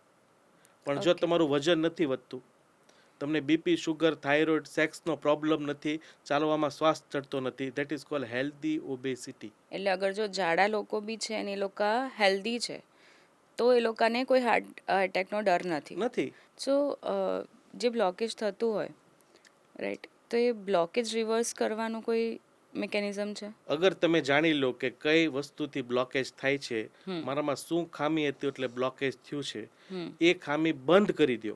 That is called customise consultation, કે જે હું પર્સનલી 15 વર્ષથી કરું છું. મારી પાસે એવા બી લોકો છે કે હરિભગત છે, બિચારે બહારનું ખાધેલું નથી, ટેસ્ટ વગરનું ખાધું છે તો બી બ્લોકેજ. મારી પાસે એવા લોકો બી છે કે ડેઈલી ડ્રિંક કરે છે, બહારનું ખાય છે તો બી ઝીરો બ્લોકેજ. એટલે બ્લોકેજ એક સિમ્પલ વસ્તુ નથી, એ આખું કાઉન્સેલિંગ છે કે બ્લોકેજ શેનું બનેલું છે, તમારી જેનેટિક હિસ્ટ્રી શું છે, તમારી લાઈફસ્ટાઈલ શું છે, એ તમે રિવર્સ કરી દો છો તો ધેટ ઇઝ પ્રૂવન. જે મેડિકલ મધર બુક કહેવાય, આપણે કેમ હિન્દુ શાસ્ત્રોમાં ગીતા કહેવાય કે ગીતામાં લખ્યું છે તો સાચું છે, તો મેડિકલ ઇન્ડસ્ટ્રીની મધર બુક છે જામા એન્ડ લેન્સેટ. 1980માં પબ્લિશ અને પ્રૂવ કરી દીધું કે તમે લાઈફસ્ટાઈલ ફેક્ટર અટકાવો તો તમારું બ્લોકેજ રિવર્સ થાય. That is doctor Dean Ornish. A personal cardiologist એ ટાઈમે બિલ ક્લિન્ટનના, કે બિલ ક્લિન્ટનના સ્ટેન્ટ મૂકા, બાયપાસ કર્યું, પાછું સ્ટેન્ટ મૂક્યું, તો બી બ્લોકેજ વધ્યા હતા. તો એણે રિવર્સલ પ્રોસેસ ચાલુ કરી, અને ગુડ લક કે અત્યારે એ ડાયટ મેડિકલ ઇન્સ્યોરન્સમાં કવર છે ઇન યુએસ. ઓકે. અને એના પછી જે લોકો પ્રિવેન્ટિવ કાર્ડિયોલોજી એક સ્કીમ લાવ્યા કે ડોક્ટર પાસે સર્જરી માટે ઓછા દર્દી જાય તો પહેલા એવા ડોક્ટરો બનાવો કે બીમારીને અટકાવી દે. બટ આપણે ઇન્ડિયામાં there is no preventive cardiologist. તમે જાઓ, રિપોર્ટ જુઓ, સામે જુઓ કે નહીં જુઓ, દવા આપી દો અને એન્જોય કરો. આજે 35 થી 40 લાખ લોકો વર્ષે એટેકમાં મરે છે. એક સિમ્પલ લોજિક છે. 35 લાખ લોકો મર્યા છે, એની પાછળ કોઈ એક્શન નહીં. અને પેલું કોવિડમાં કેટલા મર્યા? 3.5 લાખ. આખી કન્ટ્રી બંધ, માસ્ક વગર એન્ટ્રી નહીં. તો અગર આ ડોક્ટરો દરેક દર્દીને પ્રોમ્પ્ટિંગ કરે કે ભાઈ કાલથી તું બહારનું નહીં ખાતો, શુગર નહીં ખાતો, પ્રોસેસ અનાજ નહીં ખાતો, તો હું સમજુ છું કે 10માંથી 5 જણા તો કરશે. કેમ કે જેને એટેક આવે એટલે એને લાઈફ પ્રત્યે તો પ્રેમ હોય જ, અને ત્યારે બહુ એ નાજુક કન્ડિશનમાં હોય. કોઈ બી વસ્તુ ધારણ કરે તો એનું ફોલો બી કરે. તો આજે સરકારને બી અગર કંઈ સ્ટેપ લેવું છે તો રિક્વેસ્ટ છે કે પ્લીઝ એ લોકોને ટોકો. બાળપણથી જો ટોકવાનું ચાલુ થાય, આજે બીફ કોઈ આપણે જોવી બી નહીં, ટચ બી નહીં કરી શકીએ. ચલો ખાવાનું તો દૂરની વસ્તુ છે, આપણે બીફ બાય ચાન્સ ટચ થયું હોય તો બી આપણે માફી માંગીએ. શું કરવા? કેમ કે આપણને જન્મથી શીખવાડ્યું કે ગાય આપણી માતા છે. તો આ લોકો જન્મથી શીખવાડી દે કે ભાઈ જો તારે એટેક નથી લાવવું, લાંબુ જીવવું છે, એન્જોય કરવી છે લાઈફ, તો તું બહારનું નહીં ખાતો, ગળું નહીં ખાતો, બળેલું તેલ નહીં ખાતો. કરવા માટે તો આપણે આ 35-40 લાખ ડેથ અટકાવી શકીએ. પણ એક જોઈએ ને કે જે ડૉક્ટર ઇન્ડસ્ટ્રીઝ, જે હોસ્પિટલ છે, તો જ્યારે કોઈ પણ દર્દી હોસ્પિટલમાં એડમિટ થાય છે તો એની એન્જિયોગ્રાફી કરે છે, અને ઘણી વખત એવું ડરાઈ દેતા હોય છે કે ના હવે તો આટલું છે, તમારે સ્ટેન્ડ મૂકવું જ પડશે. તો એવા ટાઈમે પછી આપણે શું કરવાનું? જો તમે ચાલીને હોસ્પિટલ ગયા છો અને તમે તમારી ડેઈલી લાઈફમાં 5-6 મિનિટ ચાલો છો, કંઈ થતું નથી, અને કોઈ ડૉક્ટર એવું કહે છે એઝ પર બુક, હું તો કોઈને કોન્ટ્રાઇન્ડિકેશન કહેવા નથી માંગતો, as per book we call him stable angina. Okay. સૂતેલો બ્લોકેજ છે. ઓકે. લોહી વધુ જરૂર હોય ત્યારે એને તકલીફ થશે, તો એવા કન્ડિશનમાં સ્ટેન્ડ જરૂરી નથી. અને હું એ ડૉક્ટરના ફેવરમાં બી છું કે ચાલુ એટેક હોય ત્યારે કોઈને ફોન કર્યા કે કોઈ ફલાણાની ઓળખાણ લગાવી, કયો ડૉક્ટર સારો એની પાસે ટાઈમ વેસ્ટ કર્યા કરતાં સીધો સ્ટેન્ટ મૂકી દેવાય. બટ તમે ચાલીને જાઓ છો, તમારો TMT 6 મિનિટ પછી પોઝિટિવ આવે છે, કે તમે કોઈ પેકેજ લીધું છે અને ગયા છો અને ડૉક્ટર કે ભાઈ ચાલો સ્ટેન્ડ મૂકી દેવાય, તો ના. બુકે ક્લિયર કીધું છે કે એના માટે સૌથી best option lifestyle change, diet change અને પ્રોપર એલોપેથિક દવાનો ઉપયોગ. ઓકે. 80% કેસીસમાં આ પોસિબલ છે. કોઈ હોસ્પિટલે કદાચ આપણને મિસગાઈડ કર્યા છે, તો એવું કોઈ રિપોર્ટ કે એવું કંઈ ખરું કે જ્યાં આપણે જાતે ઘરે બેઠા ચેક કરી શકીએ કે મારે સ્ટેન્ટની જરૂર છે કે નહીં? તો કંઈ અગર ડૉક્ટરે કીધું છે કે ભાઈ તમારે અર્જન્ટ સ્ટેન્ડ મૂકવું પડશે, તો ત્યારે ડૉક્ટરને કહેવાય કે સર અત્યારે હું રેડી નથી, એટેક નથી, અને એન્જિયોગ્રાફી કરી છે અને એમ કહે છે કે તમારે સ્ટેન્ટ મૂકવાની જરૂર છે, તો સર પ્લીઝ મને સ્ટેન્ટ નહીં અવોઇડ કરવા માટે કઈ ડાયટ લેવી જોઈએ પૂછો. અધરવાઇઝ કોઈ લોકલ પ્રિવેન્ટિવ કાર્ડિયોલોજીને મળો, કોઈ સારો એવો ડાયટ આયુર્વેદિક એક્સપર્ટ હોય તો એને મળો. એ ડાયટ ચાલુ કરો એટલીસ્ટ 20 દિવસ માટે.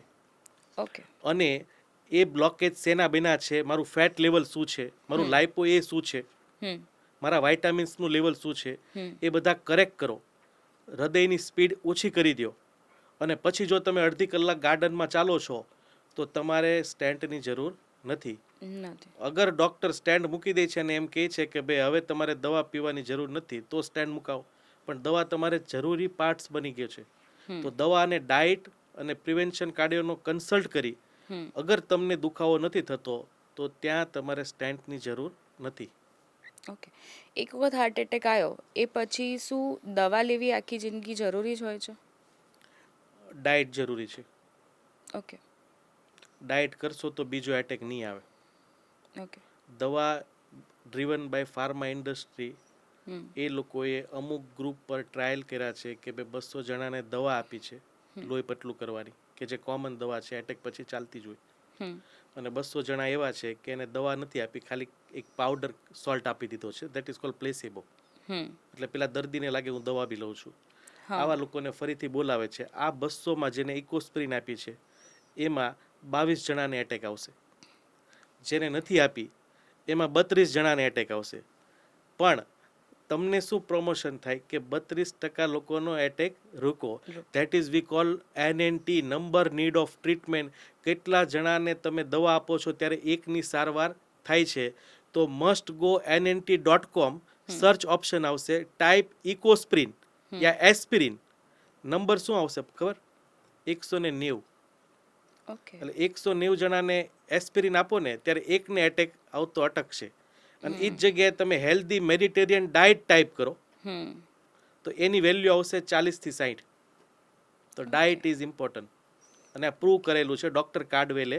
ધેટ પ્રાઉડલી એની વેબસાઇટ છે ઇન US, અને એની બુક બી છે હાર્ટ એટેક પ્રૂફ. એમાં ખાલી એણે ડાયટનો ઉપયોગ કરેલો છે. ઓકે. પણ તમે દવા આપી દો છો અને પેલાને કહેવાનું ખાવાનું છે, તો પછી હું તો એમ કહું કે ડૉક્ટરને પરમિશન આપો, 24 કલાક એન્જિયોગ્રાફી કરે, 24 કલાક સ્ટેન્ટ મૂકે. સરકારે ફ્રીમાં જ સ્ટેન્ટ મૂકેલા છે, બાયપાસ બી ફ્રીમાં છે સરકાર તરફથી, અને બધાને જીવાડો. નથી જીવતા.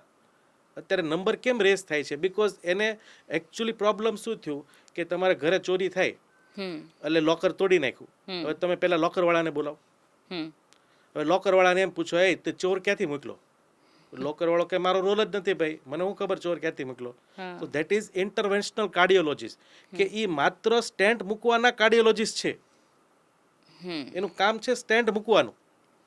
હવે ચોર પકડવા માટે જાઓ પ્રિવેન્ટિવ કાર્ડિયોલોજીસ્ટ પાસે, diet expert, health care expert પાસે. કે ભાઈ ચોર જ ન આવે તો તાળું તૂટે જ નહીં. એટલે પ્રોબ્લેમ આ છે આખો, કે આપણે જેને પૂછવાનું છે એને પૂછતા નથી, અને એવાને પૂછીએ છીએ કે જેનો રોલ નથી. અને સ્ટડીમાં પણ એમાં એજ્યુકેશનમાં બી કેવું છે, 5 વર્ષના જે MBBS નો કોર્સ હોય, હાર્ડલી 20 દિવસ ડાયટનો ટોપિક હોય. That's it. એને એ જ શીખવાડ્યું છે કે તમારી પાસે કોઈ બીમાર આવે, મેડિસિન જ વધારે ઇમ્પોર્ટન્ટ એ શીખવાડ્યું. દર્દીને જ બીમાર જોવે છે. એમાં એ લોકોનો બી વાક નથી, કેમ કે આ એજ્યુકેશન 30-40 વર્ષ જૂનું ચાલતું આવે છે. અત્યારે જે AI ટેકનોલોજી ને હવે જે એજ્યુકેશન આવે છે એમાં દવા એમ કે છે દવાથી બીમારી અટકાવો, અને ડાયટ બી જરૂરી છે. અને એક આપણે જોયું છે ને કે કોવિડ પછી લોકો નાની નાની બીમારીઓમાં, જેમ કે થોડોક તાવ આવ્યો ને તો તૈયારીમાં દવા લઈ લીધી, અને એ દવાઓનો ઉપયોગ એટલો બધો વધી ગયો છે કે એમ લાગે કે ખાવા કરતાં વધારે તો દવા ખાય છે. આ તો સાયકલ બની ગઈ. પેલો ડ્રંક હોય એ રાત્રે ડ્રિંક કર્યું, સવારે હેંગઓવર થાય, પાછું ડ્રિંક કરે હેંગઓવર ઉતારવા માટે. That is a cycle. આ સાયકલને તોડવા માટે તમારે હાર્ડ સ્ટેપ લેવું જ પડશે. કોવિડમાં સિંગલ વ્યક્તિ ઘરે મર્યો હોય મને બતાવો. એટલી બધી મહામારી હતી તો કોઈ ઘરે મર્યો હોય તો બતાવો. Because that is a new virus. Trial જ ચાલતી હતી દવાની. હવે તમારું ગટ્સ કેટલી દવા, કેટલી એન્ટીબાયોટિક હેન્ડલ કરી શકે? ઠીક છે, યંગ હોય તો હેન્ડલ થઈ જાય. એટલે હવે એ લોકો મેસેજ કરે કે ભાઈ મેં તો કોવિડથી રિકવર થઈ ગયો. બટ જે લોકો ડાયાબિટીક છે, જે લોકોને લીવરની તકલીફ હતી, જે લોકોને હાર્ટની તકલીફ હતું, એમાં જે વેક્સિન દવા જે ગઈ છે ને એ ક્યાંક ને ક્યાંક પડી રહેલી છે, અને એના થકી જ આજે બીમારી ટ્રિગર થઈ છે. એ બધા જ કેસીસમાં ટ્રિગર થઈ છે. એટલે વેક્સિનના સાઈડ ઇફેક્ટ કહી શકાય? કહી શકાય. હું તો અત્યારે કહું, કોઈ બી વેક્સિન હવે નહીં મુકાવે.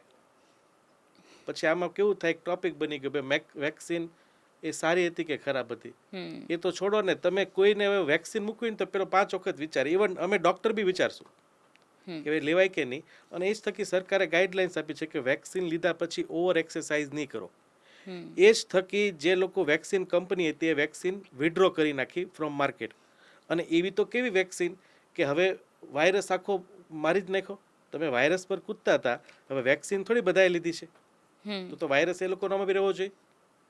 અને હજુ બી પેલા રિપોર્ટ્સ થાય કોવિડના તો પાછો વાયરસ આવી જશે.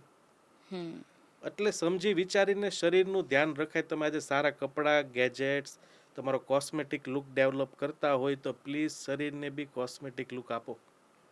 જાતે IQ યુઝ કરો, સર્ચ કરો, સારા સારા વિડીયોઝ છે, સારી સારી બુક્સ છે, વાંચો. એટલીસ્ટ તમારા હૃદય માટે તો કરો. સેમ ઓન જે તમે જે રિસર્ચ કીધી એ પ્રમાણે like a positive attitude be બહુ ઇમ્પોર્ટન્ટ છે. If you are a positive attitude તો તમારે મેડિસિન પણ ની જરૂર નહીં પડે ને, you can be cure by Definitely. Yourself. એક હાર્ટ એટેકની વાત કરીએ તો જ્યારે કોઈને પણ અચાનકથી જ્યારે હાર્ટ એટેક આવતો હોય છે તો લોકો એક ઇમરજન્સીની CPR ટેકનિક યુઝ કરતા હોય છે, અને એ સિવાય બીજું કંઈ એવી ટેકનિક હોઈ શકે જેનાથી જોઈને કોઈને અચાનક હાર્ટ એટેક આવે છે તો એને થોડાક મિનિટો માટે રોકી શકે જ્યાં સુધી ઇમરજન્સી હેલ્પ નથી આવતી. CPR યુઝ થાય કાર્ડિયાક એરેસ્ટમાં, એટલે હૃદય બંધ થઈ ગયું. ઓકે. હૃદયનું કામ છે દબાવવાનું. હમ એ દબાશે તો ઓક્સિજન ટ્રાવેલ થશે ફેફસામાં અને મગજમાં લોહી પહોંચશે. હમ એટલે ક્યારે બી કોઈ વ્યક્તિ પડી જાય છે, ચત્તા સુવડાવો ને સ્ટાર્ટ ગિવિંગ CPR. હમ તમારો ડોમિનન્ટ હેન્ડ નીચે રાખો, ઉપર બીજો હેન્ડ જોઈન્ટ કરો અને એને લોકિંગ પોઝિશન કરી 1 મિનિટમાં 120 વખત કમ્પ્રેસ કરો. બટ બીજા લોકોને કહી દો કે ઇમિડિયેટલી એમ્બ્યુલન્સ કે નિયર બાય ગાડી અને વે આઉટ ક્લિયર કરે. બટ કોઈ એવો વ્યક્તિ છે કે એને એટેક છે, પણ એટેક બી રૂલ આઉટ કરવું મસ્ટ જરૂરી છે. કે કોઈ વ્યક્તિને છાતી ભારે લાગી ગઈ છે, ગભરામણ પરસેવો થાય છે, તો ઓલવેઝ એક હેન્ડી ઇમરજન્સી ડોઝ રાખો. ધેટ ઇન્ક્લુડ ઇકોસ્પ્રિન 150 mg, એવી 2 ગોળી, ક્લોપિટ્રોગેલ 75 mg 2 ગોળી, અને એટોર્વાસ્ટેટિન 40 mg ની 2 ગોળી. આ 6 ગોળી ચાવી જાઓ. ઓકે. અને તમે કોઈ ગામડામાં છો તો બેસ્ટ વસ્તુ છે લાલ મરચું ચાવવા મળો, હમ અથવા લાલ મરચાનો પાવડર જીભ નીચે મૂકી દો ઓ, અને ઉભડક પોઝિશનમાં બેસી જાઓ. હમ આ વસ્તુ કરી શકો. અને તમે સિટી એરિયામાં છો તો આ 6 ગોળી ચાવી, અને તો બી દુખાવો થાય તો એક સોર્બિટેડ 5 mg ની હોય, જીભ નીચે મૂકી ઇમિડિયેટલી એમ્બ્યુલન્સમાં નિયર બાય કોઈ બી હોસ્પિટલમાં, પછી ત્યાં ઓળખાણ લગાવવાની કે ફોન કરવાનો કે ફલાણો ડૉક્ટર સારો છે, વેસ્ટ ના કરો. કોઈ બી નિયર બાય હોસ્પિટલમાં કે જ્યાં ICU છે ત્યાં ઇમિડિયેટલી જાઓ. ડૉક્ટર તમને ત્યાં બ્લડ થિનર ઇન્જેક્શન ચાલુ કરશે. હમ તમારો જે બ્લડનો ક્લોટ જામ્યો છે, જેનાથી એટેક આવ્યો છે, એ ડિઝોલ્વ થઈ જશે. That is called golden hours treatment, અને એનો સમય છે 90 મિનિટનો. તો આજે તમે દવાઓ કીધી તો એ દવાઓના કોઈ સાઈડ ઇફેક્ટ થાય ખરા? થઈ શકે અગર કોઈને બાય ચાન્સ ચલો હાર્ટ એટેક નથી નથી. હા. તો એસ્પિરિન એસિડિટી પેદા કરે, હમ અને સોર્બિટેટ થોડુંક માથું દુખાવે તમારું, હમ અને થોડું બીપી ઘટાડે. તો એની માટે તમે જ્યારે બી આ દવાનો ઉપયોગ કરો છો તો સોફા ઉપર બેસીને કરી શકો. હમ અને આની સાઈડ ઇફેક્ટ 1-2 કલાક રહેશે. એમાં તમે ઇન્જેક્શન બી એસિડિટીનું આપી અને રિઝોલ્વ કરી શકો. But okay. હૃદયનું હશે તો મિરેકલ રિઝલ્ટ આપશે તમને. ઓકે, એટલે આ જે 3 દવા તમે કીધી એ 3 દવા દરેકે પોતાના જોડે રાખવી જ જોઈએ. 7 રૂપિયાની થશે. કિટ બનાવો, 5 કિટ બનાવો, ગાડીમાં રાખો, ઓફિસ પર રાખો, ઘરે રાખો, પોકેટમાં રાખો, ટ્રાવેલ કરતા હોય તો ત્યાં રાખો. હમ અને જેને જીનેટિકલી બી કોઈ બી હાર્ટની બીમારી છે જ નહીં, સો એને પણ આ દવાઓ રાખવી જરૂરી આ તો છે? પેલું ગન જેવું થઈ ગયું. પેલું કેમ ગન રાખે તો એમને સેલ્ફ લાગે કે ભાઈ હું પ્રોટેક્ટેડ છું, હા. તો that is self heart protected. રાખવામાં પેલું લોસ છે નહીં, ઓલવેઝ રખાય. That was handy medicine. અને કોઈ પણ એજના લોકો લઈ શકે. કરી શકે, લઈ પણ શકે. બીપી ઘટે નહીં એના માટે સોફા પર બેસીને લેવાની. તો જો તમે કીધું જેમ કે એસિડિક પેઇન છે, તો નોર્મલ પેઇન જે મસ્ક્યુલર પેઇન હોય છે, હાર્ટ પેઇન હોય છે અને એસિડિક પેઇન, તો આ ત્રણેય પેઇન ઓલમોસ્ટ તો સિમિલર લાગતા હોય છે. તો આમાં ડિફરન્શિએટ કેવી રીતના કરવો? બે જ વસ્તુ, એક હાર્ટ પેન છે, હૃદયના કારણનો દુખાવો, બાકી એના વર્સિસમાં panic attack pain, hmm acidity pain, muscles pain. Simple વસ્તુ, હૃદયનો દુખાવો તમને છાતીમાં ભાર લાગશે ક્યાં? ડાબી બાજુ. હમ બેઠા બેઠા હોય તો ચાલવામાં વધશે, એ દુખાવો હાથમાં જશે, ગભરામણને પરસેવો થશે. 5 મિનિટથી વધુ આ દુખાવો રહો તો બીજી સિરિયસ કન્ડિશન બી આવે. બટ કોઈ વ્યક્તિ એવું કહે છે કે મને અહીંયા દુખે છે, અહીંયા દુખે છે, બળે છે, ચાલવાથી બળતું નથી કે તકલીફ નથી થતી, that is gastric pain. Okay. Immediately કંઈ હોસ્પિટલ નથી જવું તો ઓમેઝ ઇન્સ્ટા પાઉચ, હમ એસિડિટીનું પાઉચ આવશે, એ લ્યો, એસિડિટી જતી રહી છે. That is a acid pain. Hmm muscles pain always shifting થશે one place to another place.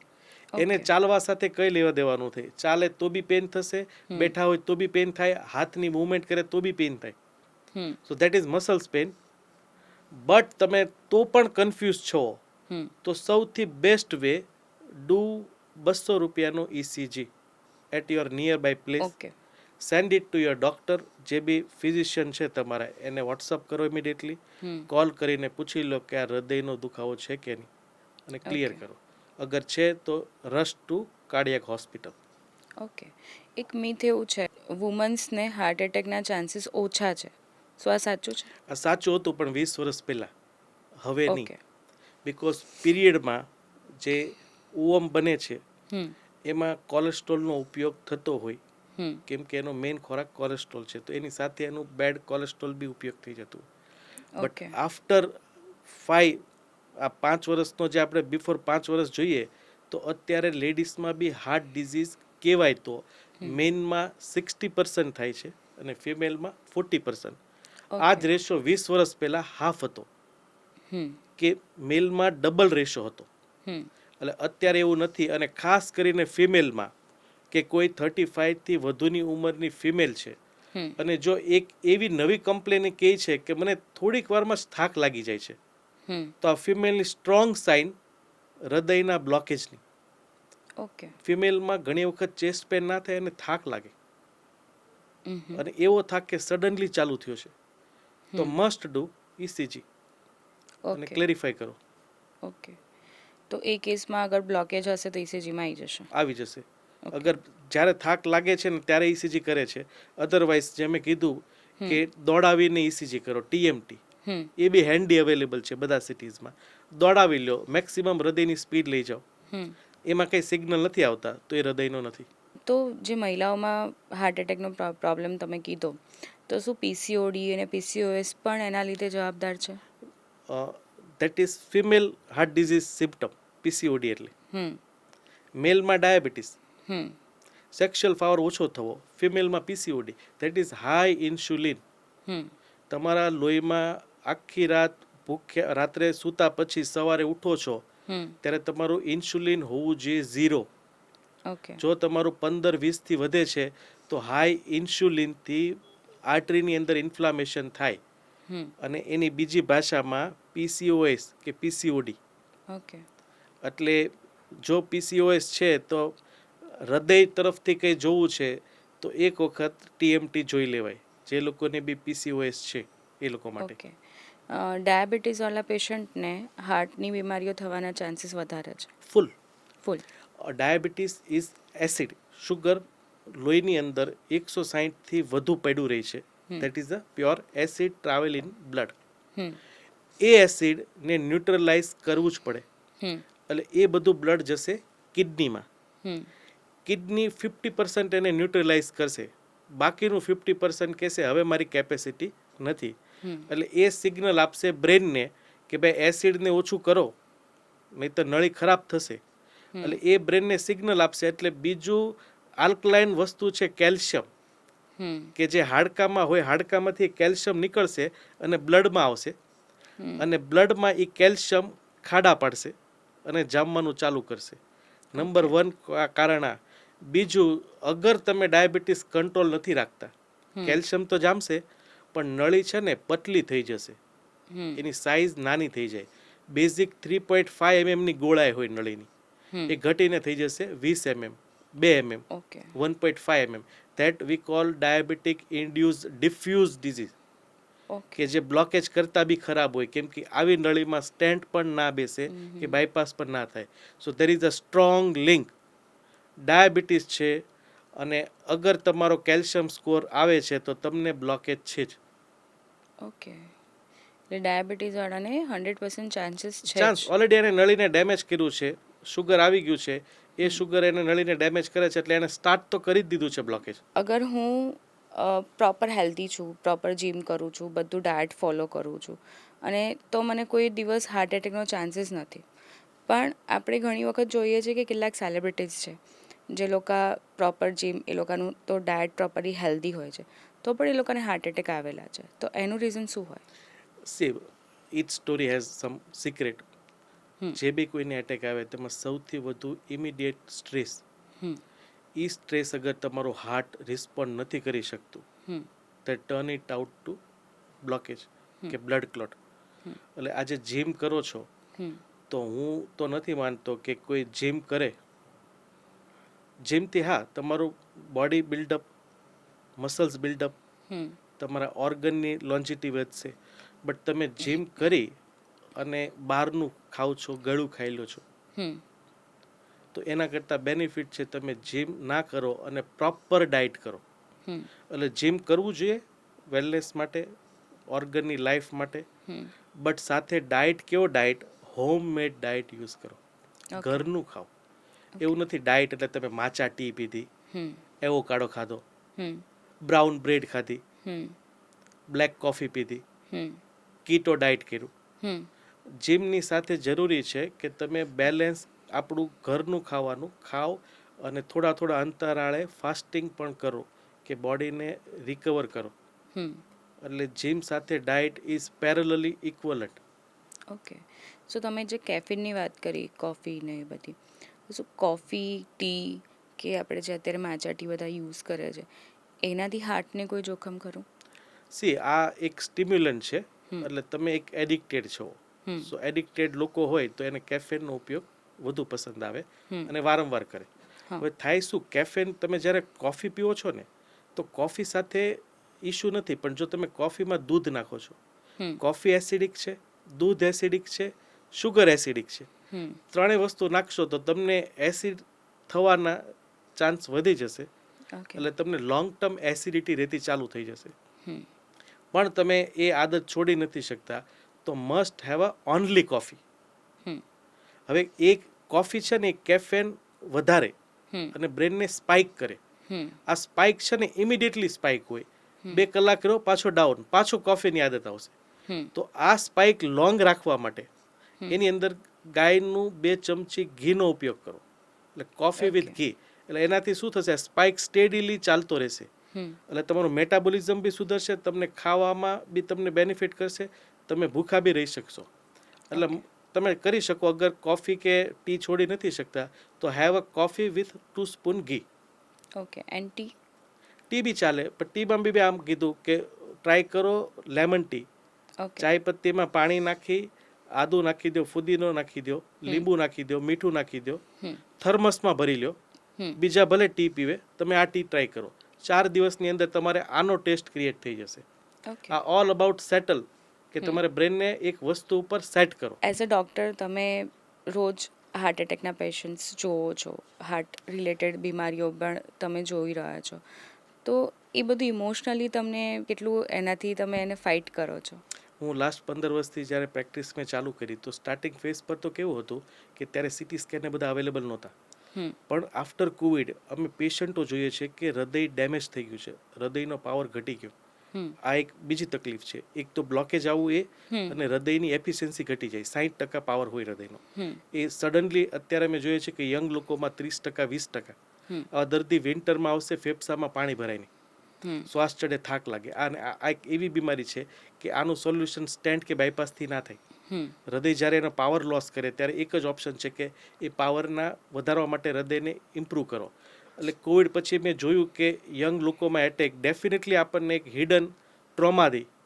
અને એ ટ્રોમા થકી જ મારી બી 42ની પ્લસ ઉંમર થઈ, એટલે મેં બી સીટી કોરોનરી એન્જિયોગ્રાફી કરાવી. લકીલી એ નોર્મલ આવી. આજે મારે બી ફેમિલી હિસ્ટ્રી છે. સેકન્ડ, જે મારી બોડી છે અને જે મારી કોર્પોરેટ ટાઈપનું લાઈફસ્ટાઈલ છે વર્કિંગ, કે ભાઈ 9 to 6 વર્ક કરો, વર્કલોડ હોય તો પછી થાકેલા હોય તો વર્ક નહીં થાય, તો મેં એક બીજું એડપ્ટ કર્યું કે પહેલાં હું બ્રેકફાસ્ટ 8 વાગે કરતો હતો, 9 વાગે ચાલુ કર્યો, પછી 10 વાગે કર્યો. અત્યારે હું બ્રેકફાસ્ટ કરું છું 2 વાગે બપોરે, અને પછી રાત્રે ડિનર. અને બપોરે મેં ખાવાનું ચાલુ કર્યું સ્પ્રાઉટેડ સૂપ કે સેલેડ. રાત્રે મને ઊંઘ નથી આવતી ખાધા વગર, એટલે રાત્રે હું હેલ્ધીલી, હેપીલી જે બી ખાવું હોય, જે બી ઈચ્છા થાય એ હું ખાઈ લઉં છું. એટલે fasting is must. Fasting always important. તમે પતલા છો, જાડા છો, બીમાર છો કે હેલ્ધી છો, ફાસ્ટિંગ ટ્રાય કરો, મિરેકલ રિઝલ્ટ. કોઈ બી મેટાબોલિક ડિઝીઝ હોય, થાઇરોઇડ, શુગર, બીપી, હૃદય, cancer, best result. Nobel price મળી છે. અત્યારે એટલું ટ્રેન્ડ છે, આપણી ભાષામાં કહેવાય ઉપવાસ.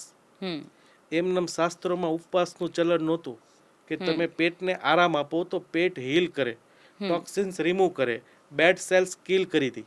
એટલે ઓલવેઝ ડુ ફાસ્ટિંગ. ડાયરેક્ટ નહીં કરી શકો તો બ્રેકફાસ્ટ 1 કલાક ડિલે કરો. એ ફાસ્ટિંગમાં સવારે ઉઠો છો અને ભૂખની આદત લાગી ગઈ છે તો લીંબુ પાણી પીવો, ખાંડ હમ. વગરનું, હમ. બ્લેક ટી પી લો, બ્લેક કોફી પી લો, હમ. અને ડીલે કરીને 1-2 વાગ્યા સુધી ભૂખા રહો. ઓકે. પછી ભૂખ લાગે તો હેપીલી ખાઓ, અને હમ. ખાવામાં ઓલવેઝ વેજીટેબલ જ્યુસ અને ફ્રૂટ્સ પહેલાં ખાઈ લો, પછી હમ. તમારી નોર્મલ થાળી ખાઈ શકો. ઓકે.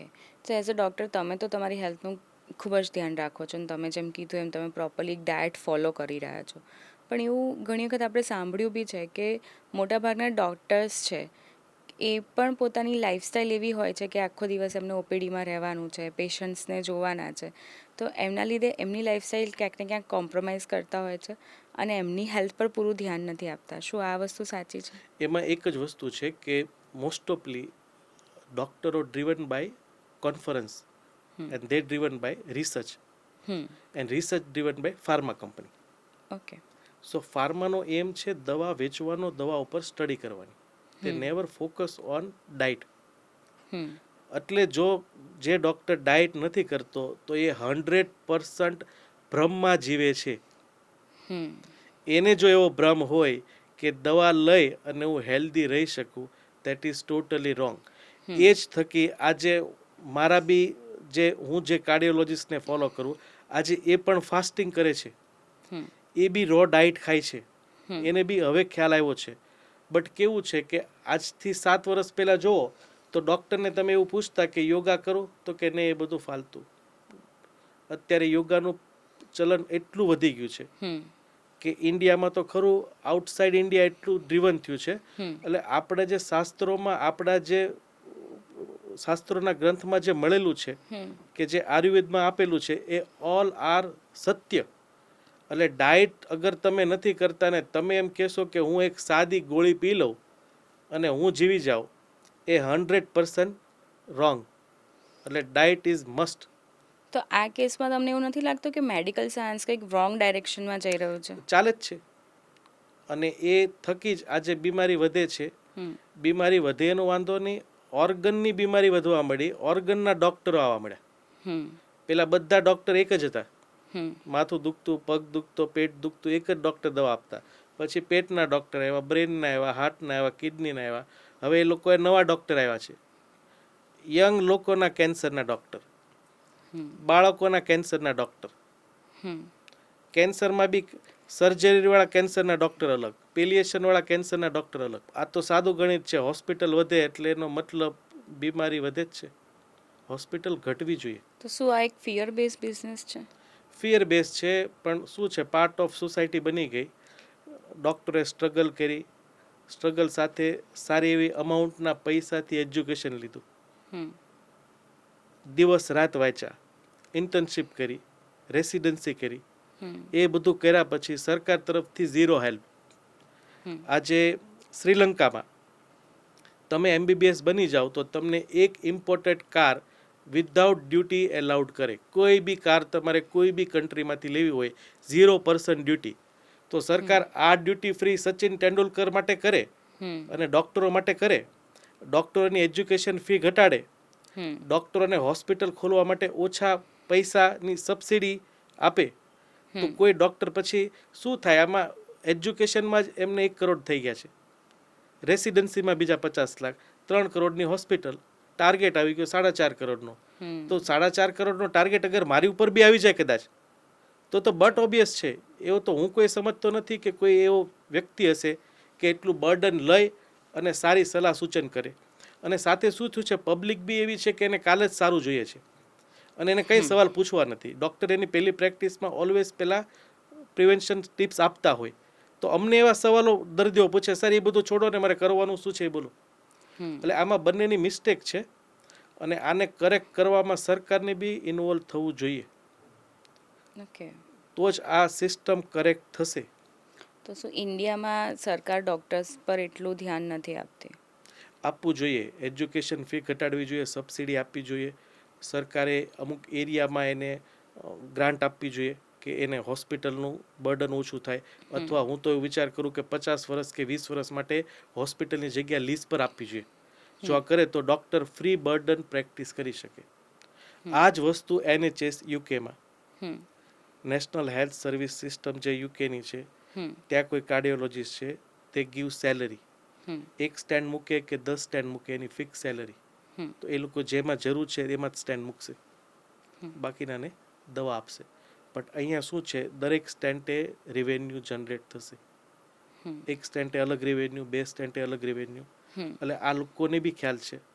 એટલે સરકારને આ ઇનિશિયેટિવ લેવાય, એક બ્રિજિંગ ટાઈપ જનરેટ કરાય કે જે બહુ માઇનર અમાઉન્ટનું છે. આજે કોઈ બી અમદાવાદ સિટી છે તો અમદાવાદમાં અરાઉન્ડ કદાચ 100 ડીએમ કાર્ડિયોલોજીસ્ટ હશે. હમ તો આજે અમદાવાદમાં 1000 જગ્યા એવી છે કે થ્રુ આઉટ વેસ્ટ પડેલી છે.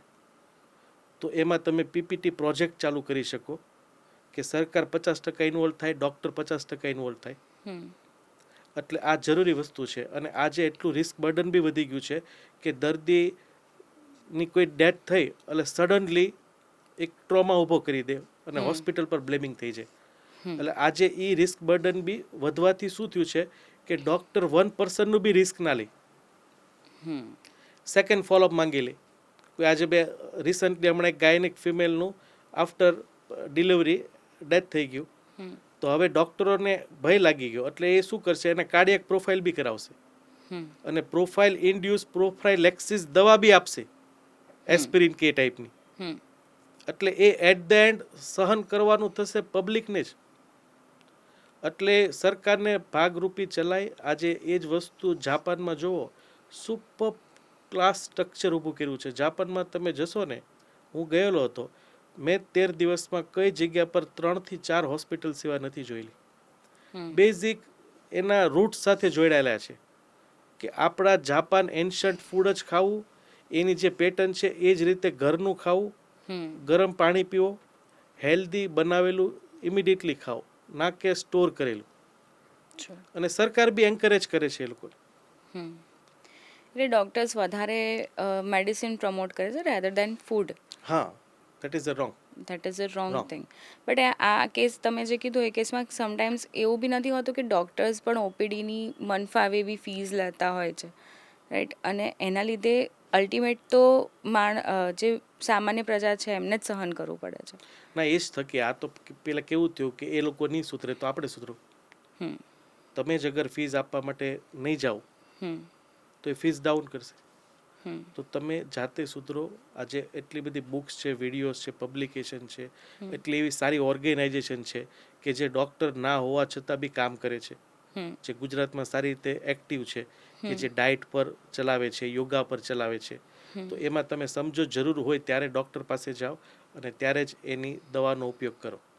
ઓકે. અને એન્ડમાં તો એ તો હું કહીશ જ કે જે ફાધર ઓફ મેડિસિન હતા, કે જેને મેડિસિન ડેવલપ કરી, દેટ ઇઝ હિપોક્રેટ્સ. એણે કીધું હતું food B the medicine and wrong food is the disease. એટલે એમાં કોઈ શંકાને સ્થાન નથી. ડૉક્ટર ના કહે તો તમે જાણકારી મેળવો, ડૉક્ટરને પૂછો. તમે જે ફીઝ આપો છો, we are professional, we are consultant, hmm અમે એડવાઇઝર છીએ. હમ પીએચડી બી ડૉક્ટર લખાય અને અમે બી ડૉક્ટર લખીએ. તો વી આર એડવાઇઝર. તો અમે તમને જે ફીઝ લઈએ છીએ તો તમારી રિસ્પોન્સિબિલિટી છે ને પૂછો હમ કે અમારે શુગર કેમ આવ્યું, શુગર ઘટાડવા શું કરું, દવા અટકાવી છે તો શું કરું. હમ એ જવાબ આપશે. આગળ ટ્રેન્ડ ચાલુ થયો તો દરેક ડૉક્ટરો આપશે. અને આનું તમારે ઉદાહરણ જોયું હોય તો સાઉથમાં જાઓ. સાઉથમાં હોસ્પિટલો તમને ઓછી દેખાશે. હમ એના બેઝિક રૂટ્સ ડાયટ્સ પર અટકેલા છે. બને તો આયુર્વેદિક પર પહેલાં જાય છે, હમ જરૂર પડે તો એલોપેથિક પર જાય છે એ લોકો. હમ પણ એ કલ્ચર આપણે રિવર્સ છે ગુજરાતમાં. હમ આપણે તો શું છે, વેલ્થ છે તો સારો ડૉક્ટર કયો છે? કોણ સારો ડૉક્ટર કે જેની બહાર ઓપીડીમાં 40-50 જણા બેઠા છે? હમ હવે 50 જણાની ઓપીડી જોતા હોય તો એ તમને શું કાઉન્સેલિંગ કરી શકે? હમ તો ઓલવેઝ યંગ ડૉક્ટર હોય, ફ્રેશ હોય, નાની બીમારી હોય તો પહેલાં એ લોકોને જાઓ. જે એક્સપર્ટાઇઝ છે એનો તમારે એક્સપર્ટ ઓપિનિયન જરૂર પડે ત્યારે ઉપયોગ કરો. હમ અને આવા ડૉક્ટર તમને ટાઈમ આપશે. હાલમાં બી છે, બહુ બધા સારા ડૉક્ટરો છે કે તમને ટાઈમ આપે.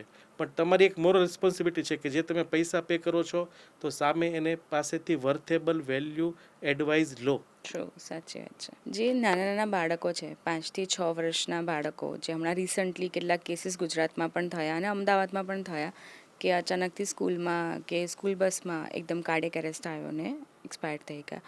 તો આની પાછળ શું રીઝન હોય? Don't make in your mind. આ વસ્તુને કોઈ બી ઇમ્પ્રેશન માઇન્ડમાં નહીં રાખો. દેટ વોઝ વેરી બેડ લક. 1 લાખે એક વખત કોઈ થવાવાળી જે એનોમલીઝ કે જન્મથી ખામી હોય, કોઈ બી આજે મારા બી કિડ્સમાં હું બાળક જન્મે ત્યારે હું કોઈ કાર્ડિયાક એનોમલીઝ ના ચેક કરું. આ વન ઓફ ધ રેર એનોમલીઝ છે કે જે ડેવલપ થઈ. બટ અગર 20 યર્સ પછી થાય છે તો એમાં લાઈફસ્ટાઈલનો પાર્ટ છે. પણ જે યંગ છે 10 વર્ષના છે, આ એક એવી એનોમલીઝ હોય કે એની હૃદયમાં પડેલી છે અને સડનલી સ્ટ્રેસ કે વોક ટ્રિગર થયું હોય અને ત્યારે આ થઈ ગયું છે. સો દેર ઇઝ નો લિંક, અને એ વિચારો પણ નહીં અને એવા Okay. કોઈ નેગેટિવ થોટ્સ પણ નહીં કરો કે એવા બાળકમાં હૃદયની તકલીફ હોય. જ્યારે આ ઇન્સિડન્ટ્સ થયા અને સડનલી 2-3 એક સાથે ઇન્સિડન્ટ્સ થયા હતા અને એ પછી લોકો બહુ બધા એવા થતા હતા કે નાના છોકરાઓને પણ આવું થાય છે તો કેટલાક રિપોર્ટ્સ કઢાવો, અને ઘણા બધા નાના છોકરાઓને એવા રિપોર્ટ્સ પણ કઢાવતા હતા. તો એના માટેથી આ ઇશ્યુ એટલા માટે અહીંયા એડ્રેસ કરવો ખૂબ જ જરૂરી છે કે નાના બાળકોને જ્યારે બી થાય છે ત્યારે આપણે વધારે કન્સર્ન થઈ જતા હોઈએ છીએ બાળકો પ્રત્યે કે હવે મારા બાળકને પણ થશે તો શું. તો પછી તમે પેપર ટ્રીટમેન્ટ નહીં કરો, તમે તમારા બાળકની ટ્રીટમેન્ટ કરો. અને એ છે એને બહારનું અવોઇડ કરાવો. ચીટ ડે રાખો, ટ્વાઇસ અ વીક કે વન્સ અ વીક. અને પ્લીઝ જો બને તો એને ઝેર આપવાનું બંધ કરો. એ છે ખાંડ, બિલકુલ બંધ કરો. અને જમતી વખતે ગેજેટ નહીં આપો. બ્લુ લાઇટ અવોઇડ કરાવો 8 વાગ્યા પછી. આ 3 કરશો તો તમારા રિપોર્ટ્સથી બી વધુ રિપોર્ટ્સનું બેનિફિટ આમાં મળી જશે. એટલે આ નેચર સાથે એને જોડો, વોક કરવા લઈ જાઓ, તડકામાં બેસાડો, ફ્રૂટ્સ શાકભાજી ખાવાની આદત પાડો, એને ટેસ્ટ બડ ક્રિએટ કરાવો, અનાજનો ઉપયોગ ઓછા કરાવો. That is more than enough. એમ તો તમે બધું જ આજે હાર્ટ રિલેટેડ કવર કરી દીધું છે, બટ એક અગર ફાઇનલ એડવાઇસ આપવી હોય તમારે તો તમે શું આપશો? મારા સન કે મારા વડીલની ઉંમરના જે લોકો છે, આજે દરેકનો એમ એ છે કે આપણી લાઈફ સારી જાય અને આપણે લાંબુ જીવીએ. તો આના માટે હું કોટ કરીશ હાર્વર્ડ યુનિવર્સિટીની એક સ્ટડી. 723 લોકો સાથે આ સ્ટડી ચાલુ કરી. 723માંથી હાફ લોકો હતા હાર્વર્ડના સ્કોલર લોકો. એમાંના એક હતા કેનેડી, એક્સ પ્રેસિડેન્ટ યુએસના. અને હાફ લોકો હતા ગામના સ્લમ લોકો, ગરીબો કે જે રોજનું કમાઈને રોજનું ગુજરાન ચલાવતા. 1938માં 80 વર્ષથી હાલમાં પણ આ સ્ટડી ચાલુ છે. આ સ્ટડીના 3 ડિરેક્ટરો ચેન્જ થયા. આ લોકોના ઘરે જઈને દર મહિને એ શું કરે છે, એની વાઈફ શું કરે છે, કેટલા છોકરા છે, તમારા ફાધર શું કરે છે, તમને કઈ બીમારી છે, તમારા સીટી સ્કેન, હૃદયના રિપોર્ટ, બીમારીમાં કઈ દવા લ્યો છો, બધું ચેક કર્યું. એનો આઉટકમ શું આવ્યો ખબર?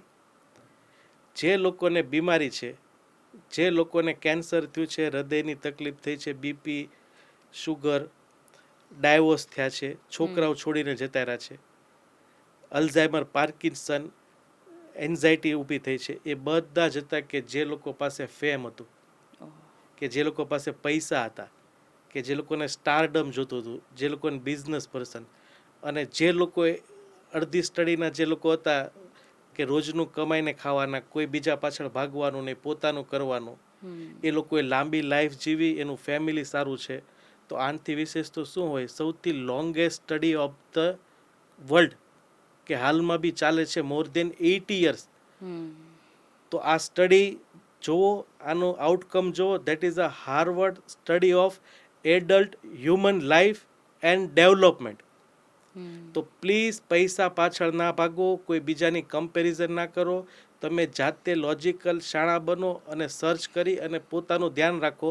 અને ઓલવેઝ બેઝિક રૂટ્સ સાથે જોડાઓ. અને ઓલવેઝ આપણા બાપ દાદાને ફોલો કરો. પોતાનું કરો, સારું ખાઓ અને હેલ્ધી રહો અને લાંબુ જીવો. અને જે બી જીવો નિરોગી અને દવા અને ઓપરેશન વગર જીવો. So that is a best advice. Thank you so much for Bing here. અને તમે આજે જે ઇન્ફોર્મેશન આપી એ ડેફિનેટલી ઘણા બધાને યુઝફુલ થવાની છે. અને પરફેક્ટલી મારે તો પર્સનલી એવું લાગે છે કે મારી લાઈફમાં તો ઘણા બધા ચેન્જીસ તમે મને કીધા છે જે મારે કરવા જરૂરી છે. અને આ એપિસોડ એવો છે કે નાનાથી લઈને બધા લોકો માટે છે. અને મને લાગે છે ત્યાં સુધી પૂરી ફેમિલીએ સાથે મળીને આ એપિસોડ જોવો જોઈએ. અને એમાંથી અગર તમે 2% પણ લો છો તો એ તમારી લાઈફસ્ટાઈલ સુધારશે ને તમારી પૂરી લાઈફને હેલ્ધી બનાવશે. એક વસ્તુ એવી છે કે જ્યારે આપણે ઇન્વેસ્ટ કરીએ છીએ, કોઈક નાના ઘરમાં પણ ઇન્વેસ્ટ કરીએ છીએ, ત્યારે બહુ જ બધું વિચારીએ છીએ કે આ ઘર લીધા પછી મને રિટર્ન શું મળશે. તો એ રીતના અગર આપણી લાઈફ છે જે આખી જિંદગી તમને કામ લાગવાનું છે, એમાં ડાયટમાં કે ફૂડ હેબિટ્સમાં થોડું ઇન્વેસ્ટ કરીએ તો એ આપણે લાઈફ લોંગ કામ લાગવાનું છે. સો મેડિસિન ઓછી કરીને આપણે ફૂડ હેબિટ્સ કેવી રીતના સારી સુધારી શકીએ એ બહુ જ ઇમ્પોર્ટન્ટ છે. અને એક બહુ સારો લેસન તમે આજે આપીને જાઓ છો, એના માટે ખૂબ ખૂબ ધન્યવાદ. Thank you so much. Thank you.